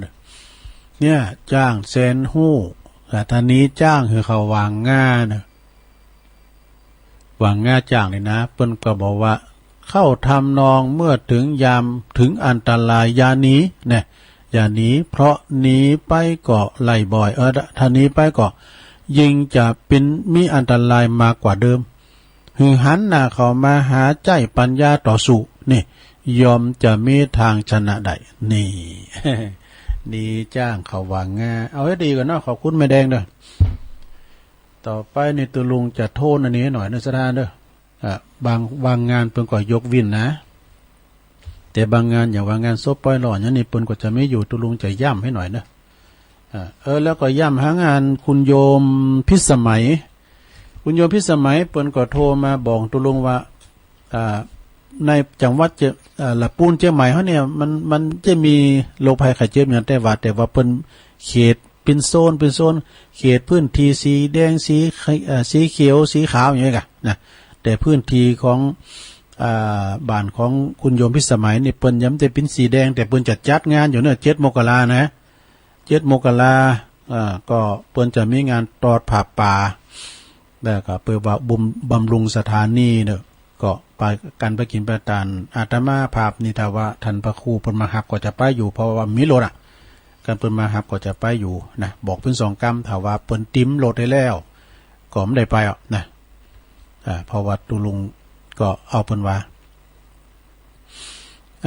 แล้วก็ต่อไปตุลุงก็จะมาประกาศถ้าว่าเป็นข่าวสารงานบุญนี่นะซะนะถ้าว่าเปิ้นบัดจัดก่อนเป็นอย่างเนาะแต่ตุลุงจะอ่านลอยๆมันได้นะอ่านลอยๆมันได้นะซะนะเด้อโอ้ก็เปิ้นยกเลิกแล้วตุนั้นเนี่ยว่าอันกล่าวอยู่นะอย่างว่าอันนี้ก็ยกเลิกมันได้ก็เปิ้น17 ถึง 21นี่เปิ้นจะมีงานอันนี้กุมภาพันธ์นะกุมภาพันธ์ปี64พุ่นงานออกเมนพระราชทานเพลิงศพในเมตตาบารมีธรรมพระครูสุพัฒนกิจโสพลนะอันนี้เปิ้นอยู่ปูนเปิ้นเป็นอดีตเจ้าคณะตำบลศาลาหนองป่าคังพูดกันนะอดีตเจ้าวัดหนองป่าคังเปิดจะมีการเปิดศพเมื่อ17 ถึง 21 กุมภาพันธ์นะอายุเปิ้น60 ปียังหนุ่มฤดูอยู่แหละนะก็ไปตามสัจธรรมแล้วก็อันวัดบันดุงเหนือก็15 ถึง 19เปิ้นจะมีสมโพธินะตัดไว้ลูนิมิตปูปรสิมาจะร้องวิหารกุฏิเสนาสนะจะได้ก็เกินไว้นะแต่เปิ้นยกเลิกก่อนปิ้นยังนะแต่ว่าเปิ้นกำหนดไว้ว่า15 ถึง 19 มกรานะวัดดุงเหนือเวียงน้องหลองแล้วก็อันนี้เขากำศพเตี้ยนี้ไปจะได้มื้อ29 ธันวานะถึง3 มกราศพเตี้ยจอมทองในแม่บุญปันเปิ้นว่าจะเข้ากรรมนะเปิ้นฝากประกาศงานมา แต่เปิ้นมีก็แล้วไปเนาะเปิ้นถึงหูกันหรอตุลุงก็อ่านไปอะชัดเจนก็พวกมันมีเวลาแล้วนี่มุกตุลุงก็ไม่ได้เข้ารายการแล้วแล้วก็บันหวายนี่ยกเลิกแล้วเนี่ย1-7 มกรานะเขากำที่คงแก้วอารามทั้ง3ที่วัดบันหวายอินเดคินเนี่ยหัวเนอกุมภา64พุ่นนะ19-21 กุมภาเปิ้นจะมีฉลองกุฏิสงฆ์วัดอินเดคินอำเภอป่าสร้างนะแล้วก็ต่อไปก็อันเนี่ยซะนะวันที่29นี้มันยกเลิกเนอะที่วัดมอนหอยแก้วนะ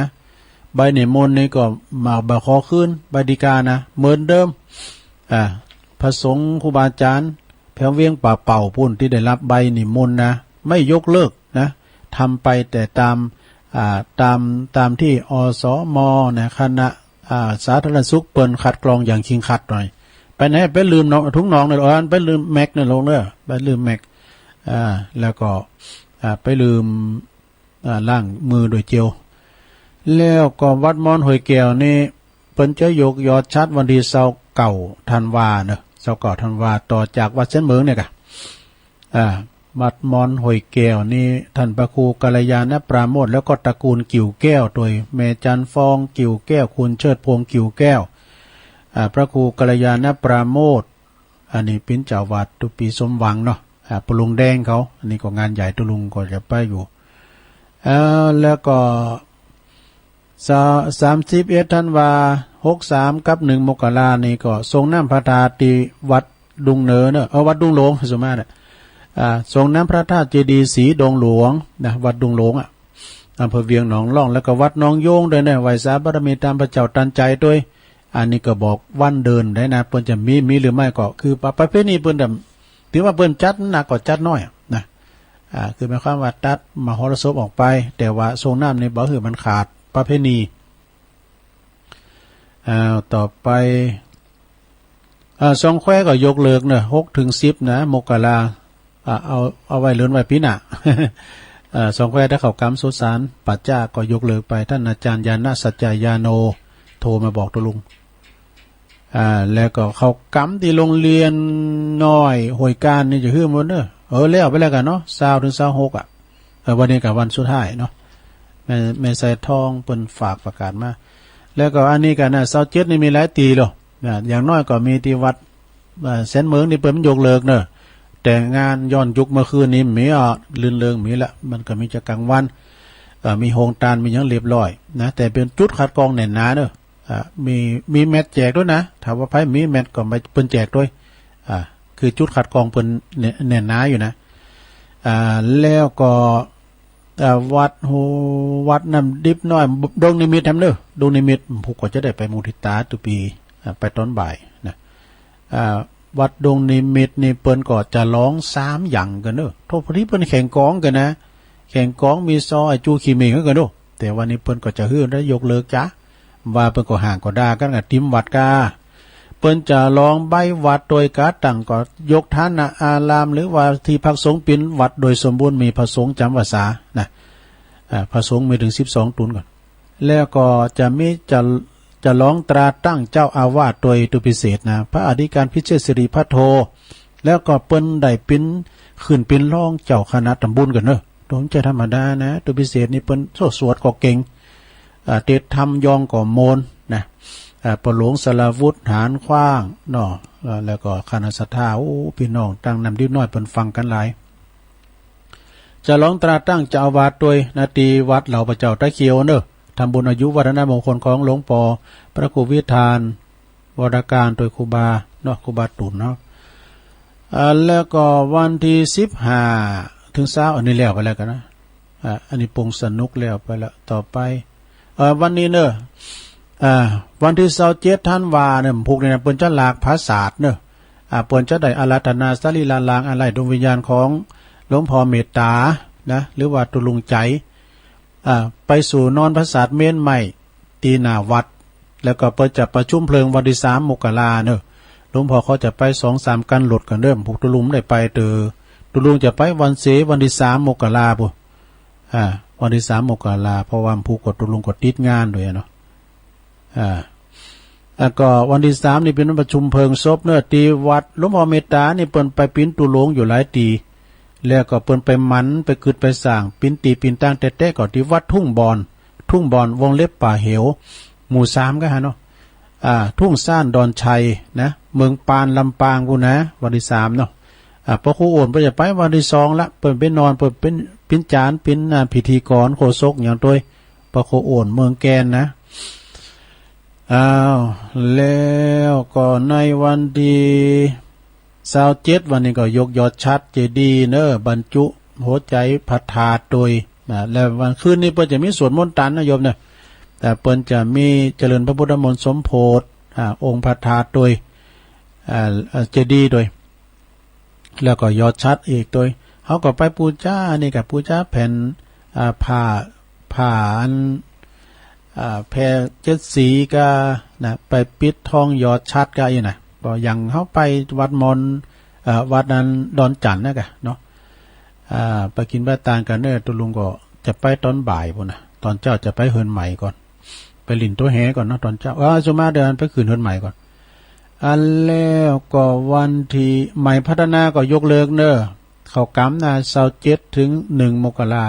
วัดใหม่พัฒนาตำบลยางครามเนาะสันปูเลยนี่แล้วไปแล้วก็งานอันนี้เปิ้นตาลเปิ้นจะไปตาลก้อมงก็ยกเลิกไปในวัดก้อมงนะก้อมงแม่แรงป่าสร้างพระเจ้าตันใจก็แล้วไปละน้องเจดีนี่ก็บ่ฮู้เด้อน้องเจดีตุปินนัดนะพระปลัดสิวนัทเมธีปโชโตเปิ้นจะเข้า10ถึง17ที่ตุลุงก็จะไปอยู่นะเปิ้นมานิมนต์เหมือนกันเนาะ17ก็ยกจอฟ้าถ้าได้ยกเลิกกันเนาะยังได้ก็ค่อยโทรหากันอันนี้ตุนพึงเนอะตุนพึงน้ำดังฟ้าว่ามืด1ปะกันนะมืดปะท่านพระครูท่านมหาธีรพันธ์ธีรกิติปท9มหาเบลเนาะเจ้าคณะโอ้ตุลุงเขาแล้วนี่ก็ยกเว้นโควิดจะเอามาวันที่2ซ้ำโควิดมาทันแล้วแต่พี่จะได้มือกับหูกันเพิ่นจะมีวันที่2เนาะวัดตุนพึงน้องลองนะเปิ้นนิมนต์ว่าจะเดียว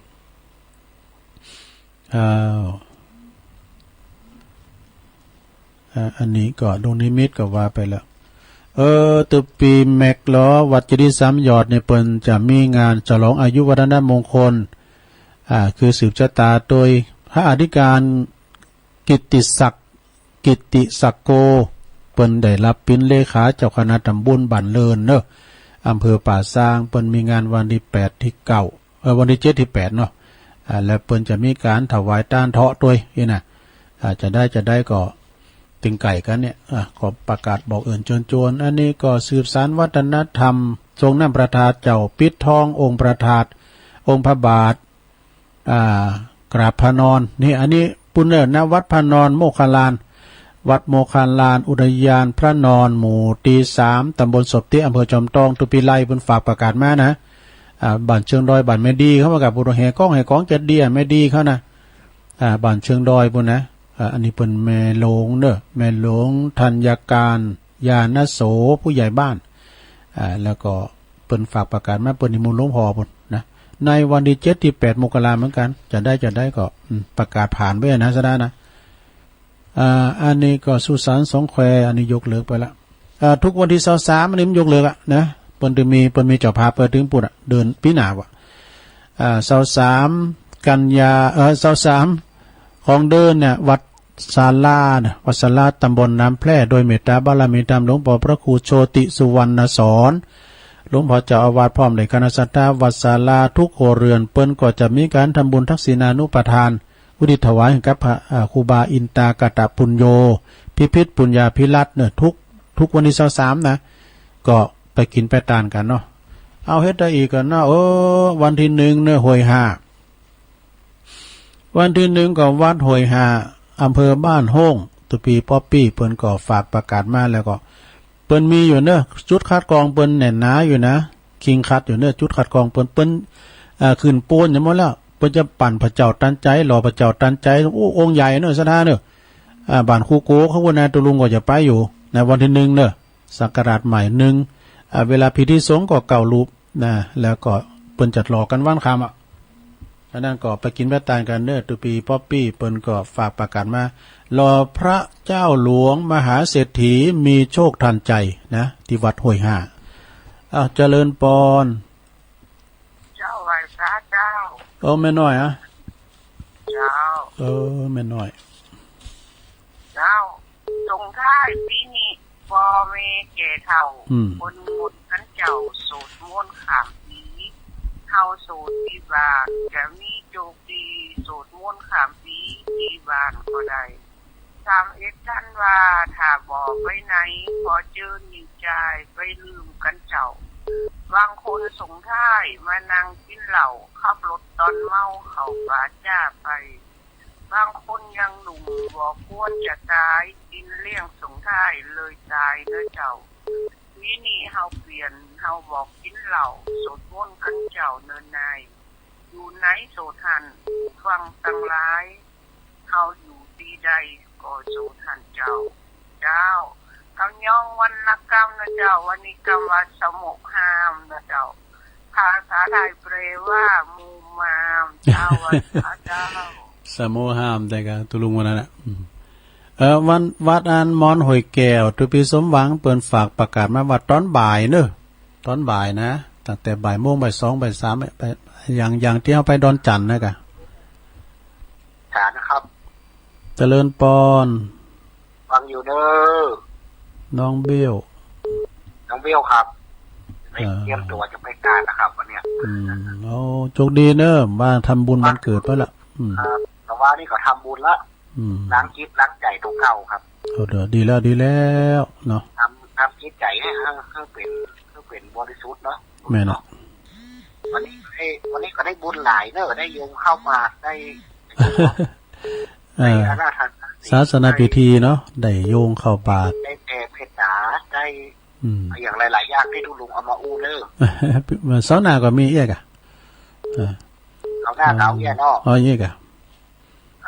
ขอบคุณน้องเบลเนอร์สาธุเปิ้นปิ้นนักร้องเปิ้นจะไปห้องเพลงลุงวัดมาเนอะลุงวัดน้องเบลทาเนอะเจริญปอนไหว้สาเจ้าเด็กหญิงอ้วนมาแล้วเอาก่อนพ่ออยู่พ่องกะเขาไปปิ้นหยังกะเอาไม่รู้มันจะมาการเมื่อไหร่โอ้คุณกับคุณเก๋ฮัลโหลเจ้า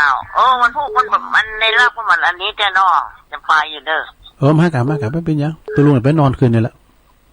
แม่ละเจ้า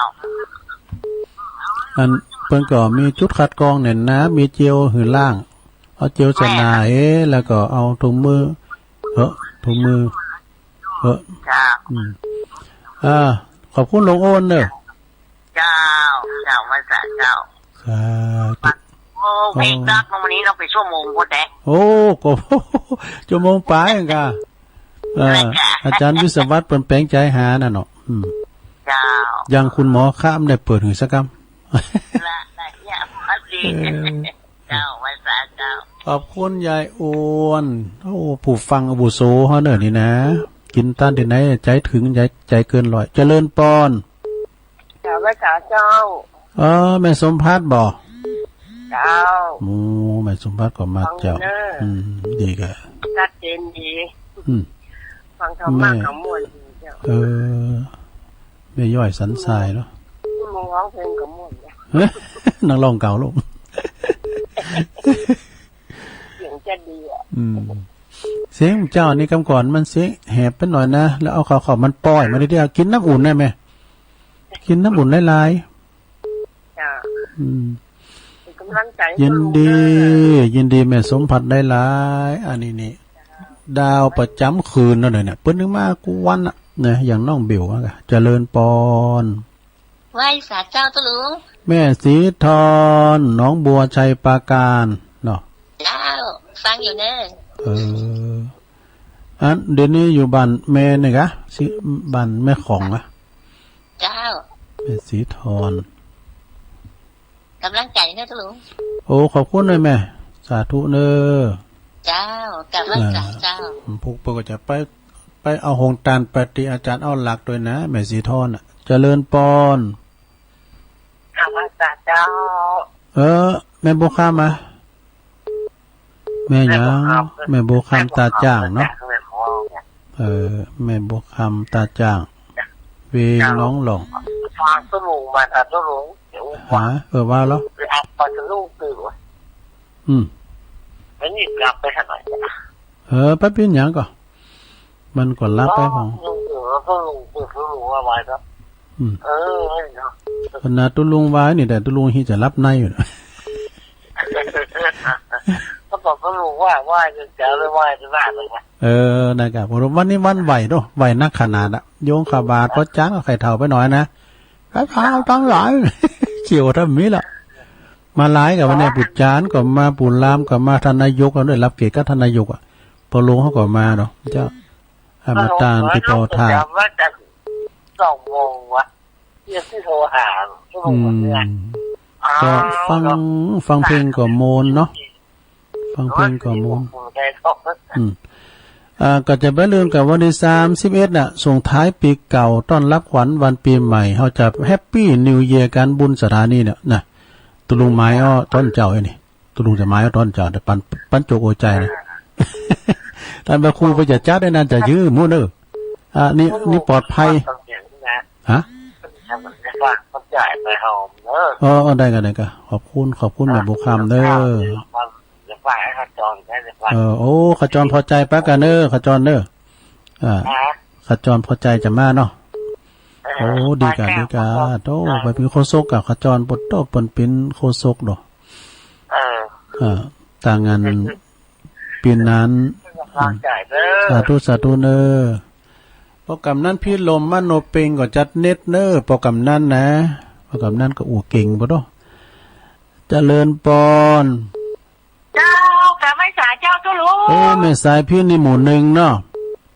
อันนั้นนี่หมู่2วัดอันทุ่งบอนนี่หมู่2เนาะฟังถึงว่านั่นน่ะอันฟังฝนอู้กับม้วนอันตุลุงอู้จะเป็นหม่อนนะจ้ะจะเป็นให้ล่ะวัดกับรับละเอาให้หน่อยเหรอเจ้าขอกราบไหว้จ้าครูบาอาจารย์แม่สายพินเมืองตายฟังอยู่โน่จังกูเจ้ากูแล้วมั่นใจไปแล้วฟังพระกูเจ้ากูตนกูอ้อนได้ฟังธรรมะแล้วหางดอกกดลงเป็นสิริมงคลกับจองกับบ้านจิตใจเบิกบานถึงวันคำเจ้าเสียงซ้อเสียงจ้อยตึงบลังมองฟังตุลุงยองความหูมากกว้างตึงไผ่ได้ฟังคนนั้นตึงงามสายพินต้องการฟังอยู่ตึงวันขอบคุณจัดนักเนอท่านพระครูอาจารย์เสียงน้ำเสียงธรรมม้วนใจของข้าถึงบ่มีไหนมาจะม้วนใจอย่างนี้จะม้วนใจน้องเหนือตัวเงาจะรับให้ทักในเลิศถูกล่ะโอ้ขอบคุณหลายๆเจ้ากลับไปจ่าเจ้ากำลังใจจริงเนอะโอ้อันนี้แม่สายพินเนอเปิ้นอยู่ตุงสานเมืองปานบุญนะทั่วเปิ้นซอโมนเปิ้นก็กองหากันน่ะขอบคุณแม่สายพินเนอวันที่3เบื่อปากันเจริญปอนเจ้ายายพรถามเจ้าแล้วก็ยายพรล่องวัวแดงสังกะแปงเจียงใหม่ยายพรนะก็ว่าแล้วปากเลยยายพรนั้นกินข้าวแล้วกะหัวไปกินข้าวยังตื่นแล้วตื่นแล้วกะแต่ยายพรวันนี้จะไปงานบุญตั้งใดจะไปงานบุญอย่างตั้งใดพองวันนี้จะไปปล่อยหลวงโอ้มันมีปล่อยหลวงแล้วเนี่ยแอลปล่อยหลวงบ้านวังสักแกงแล้วจะเก็ตไปนะไปตีนนาเทกวันเนอเพลงอย่างเดี๋ยวมันเล่าใจนะปงฉีมันจะเหมือนเพลงคำก่อนนะลุงเนาะก่อนนี่มันโตก่อนมันเป็นโมนโดสวรรค์ชาวนาเนาะการเกี่ยวสุพรรณเฮ้พร ตำบลปุกตำบลแม่คือว่ะ ไม่คือได้สังเกตก้าได้สังเกตก้า ฮะ ว่าอันสมมติไม่คือก็ได้สังเกตกันเนาะ คือได้สังเกตไง บั่นพระครูสุเมธอะลองวัวแดงเนาะตรงด้วยยายพรนี่ใจดีเนี่ยยิ้มแย้มแจ่มใสเนี่ยจะไม่ให้เลยกินเขาหลายๆมัมกินหนักๆยายพรอยู่กับไผถึงวันเนี่ย อยู่กับหลาน อ๋อดี นี่ ครับ หลานนี่เหลน ยายพรหูจักสิงกิ่งเหรอ ฮะ ละอ่อนวามซื่นหูจักก็สิงกิ่งลูกศิษย์มันก็อยู่บ้านนั้นล่องวัวแดงนั่นแหละก่อนมันขับรถตัวไปอเมปุงก้าแล้วก็ปนนานเขาก็ปนนานเขาโทรมาในวันนั้นก็ว่าบ้านยายพรก่อนนะคะเนี่ยล่องวัวแดงวันนั้นนะลืมจือไปเนี่ย อย่างฮะ วันนั้นเพิ่นอยู่ลูกหันไปขมไกลแล้วบ้านมันยายพรไหนนี่เคยหันกันอยู่วะนี่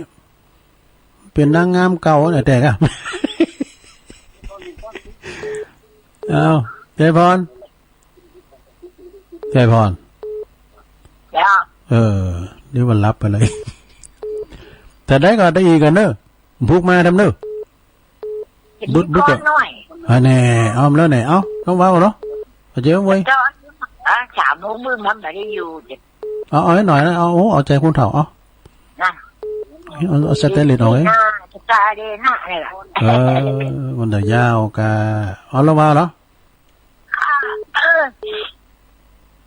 พระองค์ขอนอบน้อมบูชาไม่เนาะองค์สมเด็จพระศาสดาผู้ทรงปัญญาและบารมีจงสง่าด้วยราศี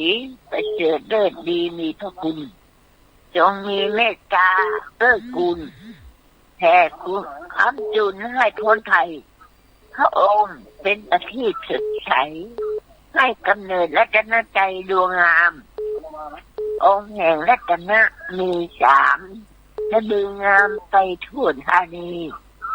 องค์พระพุทธชินสี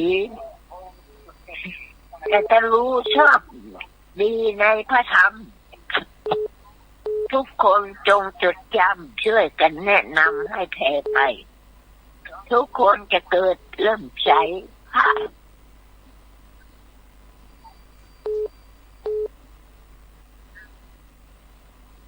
โหยี่พรรับมาแล้วกันได้เหรอยายพรโอเควะดูปากล่อปากขอต้มกับวันหาพุทธศาสนาจงถาวรแด่เถิดสาธุจบละขอบคุณยายพรเด้อสาธุบุกมาแถมก็เดี๋ยวก็โทรมาแถมโทรมาที่ท่านพระครูแถมเด้อวันนี้พระครูนิคมเด้อวัดกัลยาณนี่พัฒนาปุนะวัดจันทร์เจริญปอนนมัสการค่ะเจริญพรพัฒนาหนองหานจ้ะตัวลุงยังบอกเบอร์ค่ะแต่กะตัวลุงได้ยินเสียงไทยมาแล้วบอกเบอร์ได้ลืมไปเจ้าแต่เนอร์นมัสการค่ะแต่การเสียงไทยมันในตัวลุงลืมบอกเบอร์มันมันอุดติดพันน่ะตัวลุง089-955-6506โปรดฟังอีกครั้ง089-955-6506โทรกันเข้ามาเวลาหลายอยู่เนอะเจริญปอนไว้สาครับโอ้โหมาแล้วปอน้อยบุญปันแต่ว่าแมลงแต่โทรไปฮะเลยมาเลยโทรสักคำฟังก็ลงก็รับปิ้งอยู่เบื้องหลังเลยแจ๊บอยู่เบื้องหลังอยู่ตั้งน้องห้องทรงคือเจ๊คุมยะคุมอาจารย์เอาหลักนี่กะเต็มได้โทนซ้ายเป็นกำลังใจต้องเอาบ้านก็จะปีใหม่ขอตุลุงมีโชคดีใจอายุบ้านก่อนยืนอยู่ให้ร้อยชาวปีนะตุลุงสาธุขอป้อนนี่สะท้อนไปหาป้าหน่อยตัวเนอป้าหน่อยโทรมาก็ดีใจแล้วสาธุป้าหน่อยบุญปันผู้ฟังรุ่นอาวุโสเฮาเจริญปอนภาษาเจ้าตุลุงแม่พี่นะเจ้าฟังเจ้าแล้วกะไหว้เจ้าเลยเจ้า วันนี้ไปงานบุญอะไรกะมาได้ไปไหนเจ้าอ๋อดีกะบ้านเจ้าฟังอยู่ในเจ้าขอบคุณเนอะแม่พิมพ์เนอะแม่พิมพ์ดอนใจในเมืองสาธุสาธุอ้าวเจริญปอนภาษาเจ้าทุลุงแม่บุญพินนะแม่จ๋าโอ้แม่ตาแม่ดานในเนาะเจ้าอันนี้ฟังแม่สายกินตาเต็งมดแต่แม่เป็นข้อมูลนะการเป็นนั้นแม่ตาก็ฟังใช่ไหมครับเจ้าฟังทุกวันนะเจ้าตาแม่ตาในเจ้าหมดดีฟังตุลุงกระทู้หมดดีตุลุงมันหลากหลายเพราะว่ามันชัดไปเห็นละนะมันก็เป็นตามสไตล์ตุลุงเนาะมันเป็นอย่างอี้อ่ะยี่มันตุลุงดัดในไซต์ตัวเก่ามันสันด้านมันมาอีเนาะมันจะคือกับเดียฟังซอกับโมนดีสาธุสุขภาพดีเด้อเจ้าสาธุเพราะจริงในซอลองนานในโมนนะโธ่โมนแต่เลี้ยวพอตั้งซ้ายย้ายมาตั้งขวาคือพอปีนั้นอาจเนาะปีนั้นอาจลำปางเนี่ยโดนแลได้สัตลอดอ่ะซ้อได้หมดอ่ะรถไกลไปพื้นหนึ่งหันใบไปทะเบียนเนี่ยซ้อห้ำแต่เลยปีนั้นอาจเจริญปอนภาษาตาตุลุงอ๋อแม่เพียนนะเอาว่าไปเลยแสงไฟสว่างตาแสงธรรมะสว่างใจสว่างตาได้แสงไฟสว่างใจได้แสงธรรมเจ้าขอว่าทำบุญก็ว่าถึงเขาไม่เอาเลยเอาข้อที่หนึ่งวัดความคิดข้อที่สองวัดความดีข้อที่สามวัดความจำข้อที่ห้าวัดหัวใจข้อที่หกวัดสายตาข้อที่เจ็ดวัดสังขารข้อที่แปดวัดสันดานข้อที่เก้าวัดจัตุเก่าเด้อท่านเห็นในกระดาษไปลงเด้อขอบคุณเด้ออันว่าเจ้าสถินุสรก็นอนมานี่100เด้อดีกะป้ากันเตี้ยนี่เนาะทางอย่างเนาะแม่แต่ไปเส้นเมืองอยู่มื้อตอนบ่ายพุ่นอ๋อจะไปนอนพุ่นคืนยินดีแม่เพนเนอร์แม่เพนขาวเตี้ยนะตุ่นตำรับด้วยนี่นะตุ่นตำรับสว่างตาด้วยแสงไฟสว่างใจด้วยแสงธรรมเป็นมาเป็นประจำนี่เป็นสะพานบุญสะพานบุญเรียกว่าคนสู้ชีวิตเจ้าตุลุงแม่พันบ่เจ้าแม่พันเจ้าไม่พระตึงตุลุงถึงเจ้าละป่าบงเนาะเวงโอ้ลูกเจ้าเหมือนกันได้เจ้าฟังตุลุงนะฟังผู้ตนผู้องค์นะฟังเมื่อเจ้าเจ้าเมื่อเจ้านี่มันโลงดีนะเมื่อเจ้ามันโลงดีตุลุงก็อู่ไหลดีกึดนึงก็ว่าไปกึดนึงก็ว่าไปตุลุงเต็มไปเราขวัญภัยมาเป็นกำลังใจให้ทุกคนนะที่เปิ้นสู่ต่อโลกเนี้ยก็ดีนะเปิ้นสู่กับพยาธิก็ขอเป็นกำลังใจเปิ้นขอเป็นส่วนหนึ่งเนาะขอบคุณแม่พันที่โทรมาสาธุพี่น้องเมืองฟังกับเพิ่นฟังกันหลายนะแม่อายชัยประการเนี่ยโทเพิ่นฟังกันหลายเจริญปอนไว้สาธุลุงเอาแล้วจอมยุทธสมใจเลยวันนี้ปุตเปิ้นสอบซอแม่สายพินจอมยุทธ2แผ่นดินได้บ่โทรก็บ่ได้แม่สายพินนี่นะโอ้กดจดให้เราดูหาแล้วบ่ใจสกรรมตุลุงแต่ก็ได้แป๊กไปน่ะโอ้แม่สายพินเดี๋ยวมาล้อมเนี่ยบอกเบอร์โทรในกลางหมู่นี่เลยแม่สายพินก็มาโทรบางคำนะเอาบอกเบอร์โทรก่อนนะเบอร์ได้ก็แม่สายพินกันนี่ก็บอกเบอร์โทรให้ก่อนได้ป่ะจอมยุทธโอ้ประเดี๋ยวยกเลิกไปจะหลายนะตุลุงเนาะโอ้กันหน้าการโปรไฟล์ไว้หมดอันมันก็ตามมันโหนกลางเนาะมาตรการเปิ้นก็ปิ้นโหงเฮานั่นเนาะแม่นขอบคุณตุลุงเนาะที่ช่วยประชาชนนั้นที่เข้ากลับมาชัยชนะนะแล้วก็ในการเขากำแล้วเนาะเข้ากลับไปแล้วสวรรค์จะส่งแกงกระด้างไปโอ้ดีกว่าหมอกะเอาสลิมตัวมาเนอะโอ้อันเป็นกำลังใจให้ตัวลุงนี่เนอะฟังอยู่บางทีก็โอ้กระตันนี่เนาะ สาธุขอบคุณปีใหญ่เฮาเนอจอมยุทธ2 แผ่นดินปีใหญ่ไตโหเฮาลามจางตำบลประตูป่าปนกินตันไหนก็ปะกันใส่เสื้อคอดกินลิดเตานิ้วก่อยนี่ตั้งบันที่หายเชฟฮะตั้งบันที่ไอ้ลือหลงเขาแม่นะครับเจริญปอนฮัลโหลติดแล้วเหรอฮัลโหลติดแล้วอย่างไฟสาครับตั้งได้ยาปีนั้นอันนี้พลังเงียบโอ้โหปอจานใหม่เฮาปอหลงอินคำชมพูพลอยปอจานใหม่เฮาครับโอ้ปอหลงฟังเจ้าละกะฟังเจ้าแล้วเนาะครับโอ้ตื่นวัด2 โมงอ่ะดูตื่นเจ้านะได้เปิดอยู่รอฟังฟังเพลงนะเนาะโมนนะฟังเพลงกาจิตใจเพลงน่ะกะเฮ้ยอย่างน่ะโมงอ่ะโมนกูเพลงอ่ะเนาะครับอมตะนิรันดร์การเลยกะเอาฟังเพลงนี้ละเฮางอมหาเพื่อถึงที่เขาแล้วงอมขนาดเลยแหละก็น่ากะมันเป็นอมตะนะแล้วก็เป็นอันนี้ด้วยนะมันเป็นภูมิปัญญาด้วยมีหันคุณนะเปิ้นสุมาแต่เปิ้นเสียงบุญไปนะเปิ้นฟอบเพลงสมสารทรมานน่ะเปิ้นกันตายนี่ก่อนจะเอาขึ้นกองฟ้อนเขาเปิดเพลงเนี่ยว่าเปิ้นเปิดเพลงนี่ก็หายอีกนี่บ่เนาะคนนอกสังคมฮะมันก็เหรอฮะวันผีพ่อเนี่ยลุงผีมันจะเปิดเอาลูกเต้าให้ตัวละเกี่ยวกันนะมันก็มันกินใจอ่ะเพลงเก่าๆเนี่ยนะมันมันอมตะแต่ฟังเบิ่มกายนะนักการทูนก็เนี่ย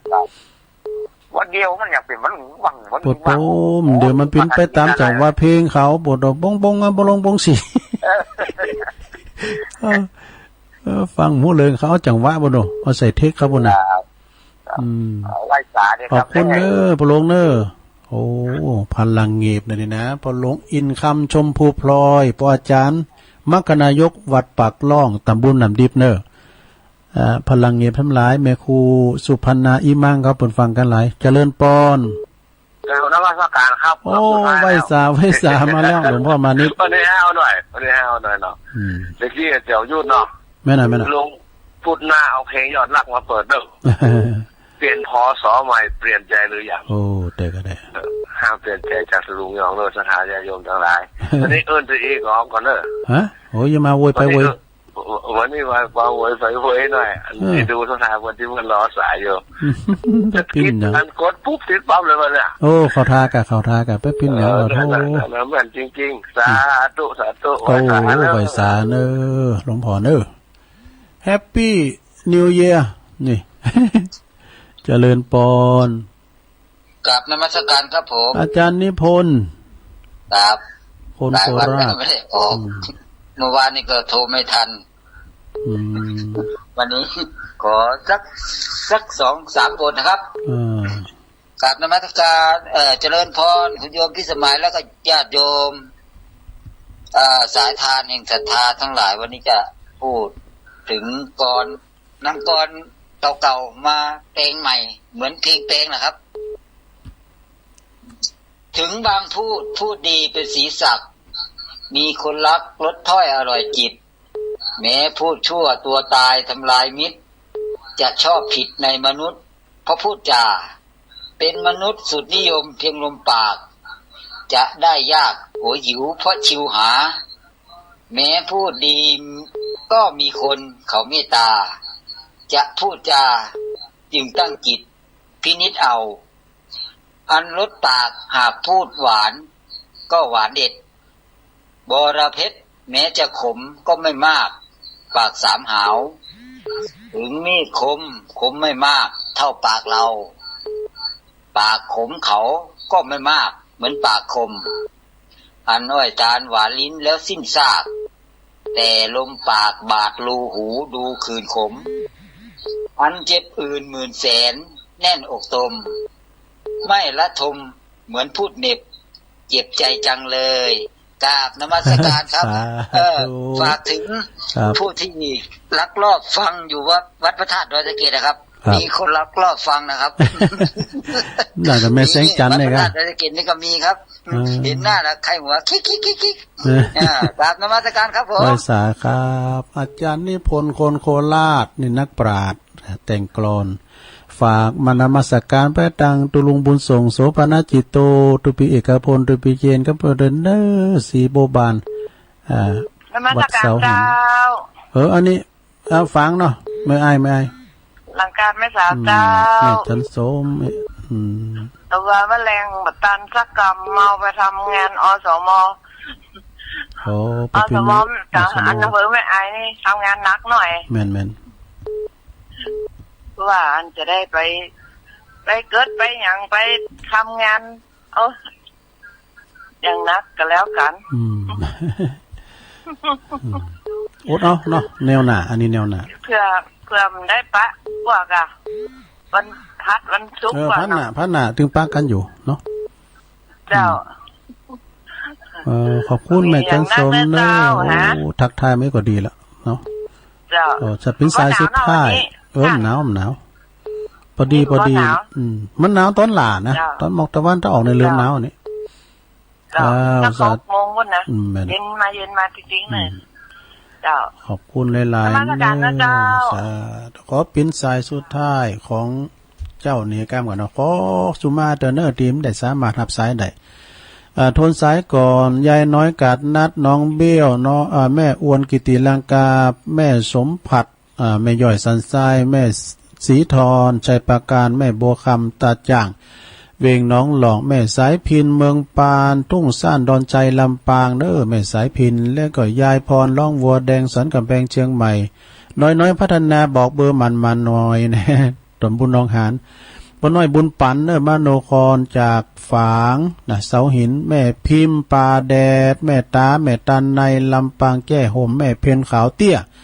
มันเราก่อนเก่าวัดตัวยแล้วก็แม่พันป่าบงแม่ปุ้นแม่พันนะอยู่เวงฝางบุจอมยุทธ2แผ่นดินปีไอไตหัวห้องลามจ้างแล้วก็มีปโลงอินค่ำชมพูพลอยปอาจารย์มกนายกของวัดปากล่องหลวงพ่อมานิถาวโรสำนักสงฆ์หอมบุญอาจารย์นิพนธ์คนโคราชนะวัดพระธาตุดอยสะเก็ดคุณแอบฟังด้วยนะแอบฟังยังดีกว่าแอบมองนะคุณพ่อหลวงพ่อแม่จันสมหลังกันแม่สาวได้19ซ้ายก็พอดีเนาะศรัทธาญาติโยมทั้งหลายตัวลุงก็ขอบคุณกูเสงกูสายที่เปิ้นโทรกันมานะถ้าโทรติดก็ไม่ยังเอาไว้พัดหน้าเนาะแปลงใจหากูนะพยายามจะเป็นละความเป็นติดเข้าไปได้มาดึงติดนะเอาระบบวนอย่างคุณพิสมัยเป็นระบบวนหลวงพ่อมานิดเนี่ยระบบวนนะมันตึกซ้ายมันก็วนแถมเนี่ยขอบคุณเจ้าของสถานีทุกเครือข่ายทุกช่องด้วยอยู่ดีมีสุขอายุมันความยืนมีโจมีแจมเหมือนกันจุปู่จุคนก็เดี๋ยวฟังอาจารย์ท่านพระครูนิคมจากวัดจันทร์กัลยาณิวัฒนากันต่อไปวันนี้วันเสาร์เนาะเมื่อแรงบึดนะทุ่มปลาย18 นาฬิกา 15 นาทีถึง 2 ทุ่มก็ฟังพระครูอภิวัฒนวิกรมเปิ่นจะมาตอนหัวค่ำด้วยจากไปก่อนลาไปก่อนจัตตารโอธรรมาวัฏฏันติอายุวันโนสุขังพลัง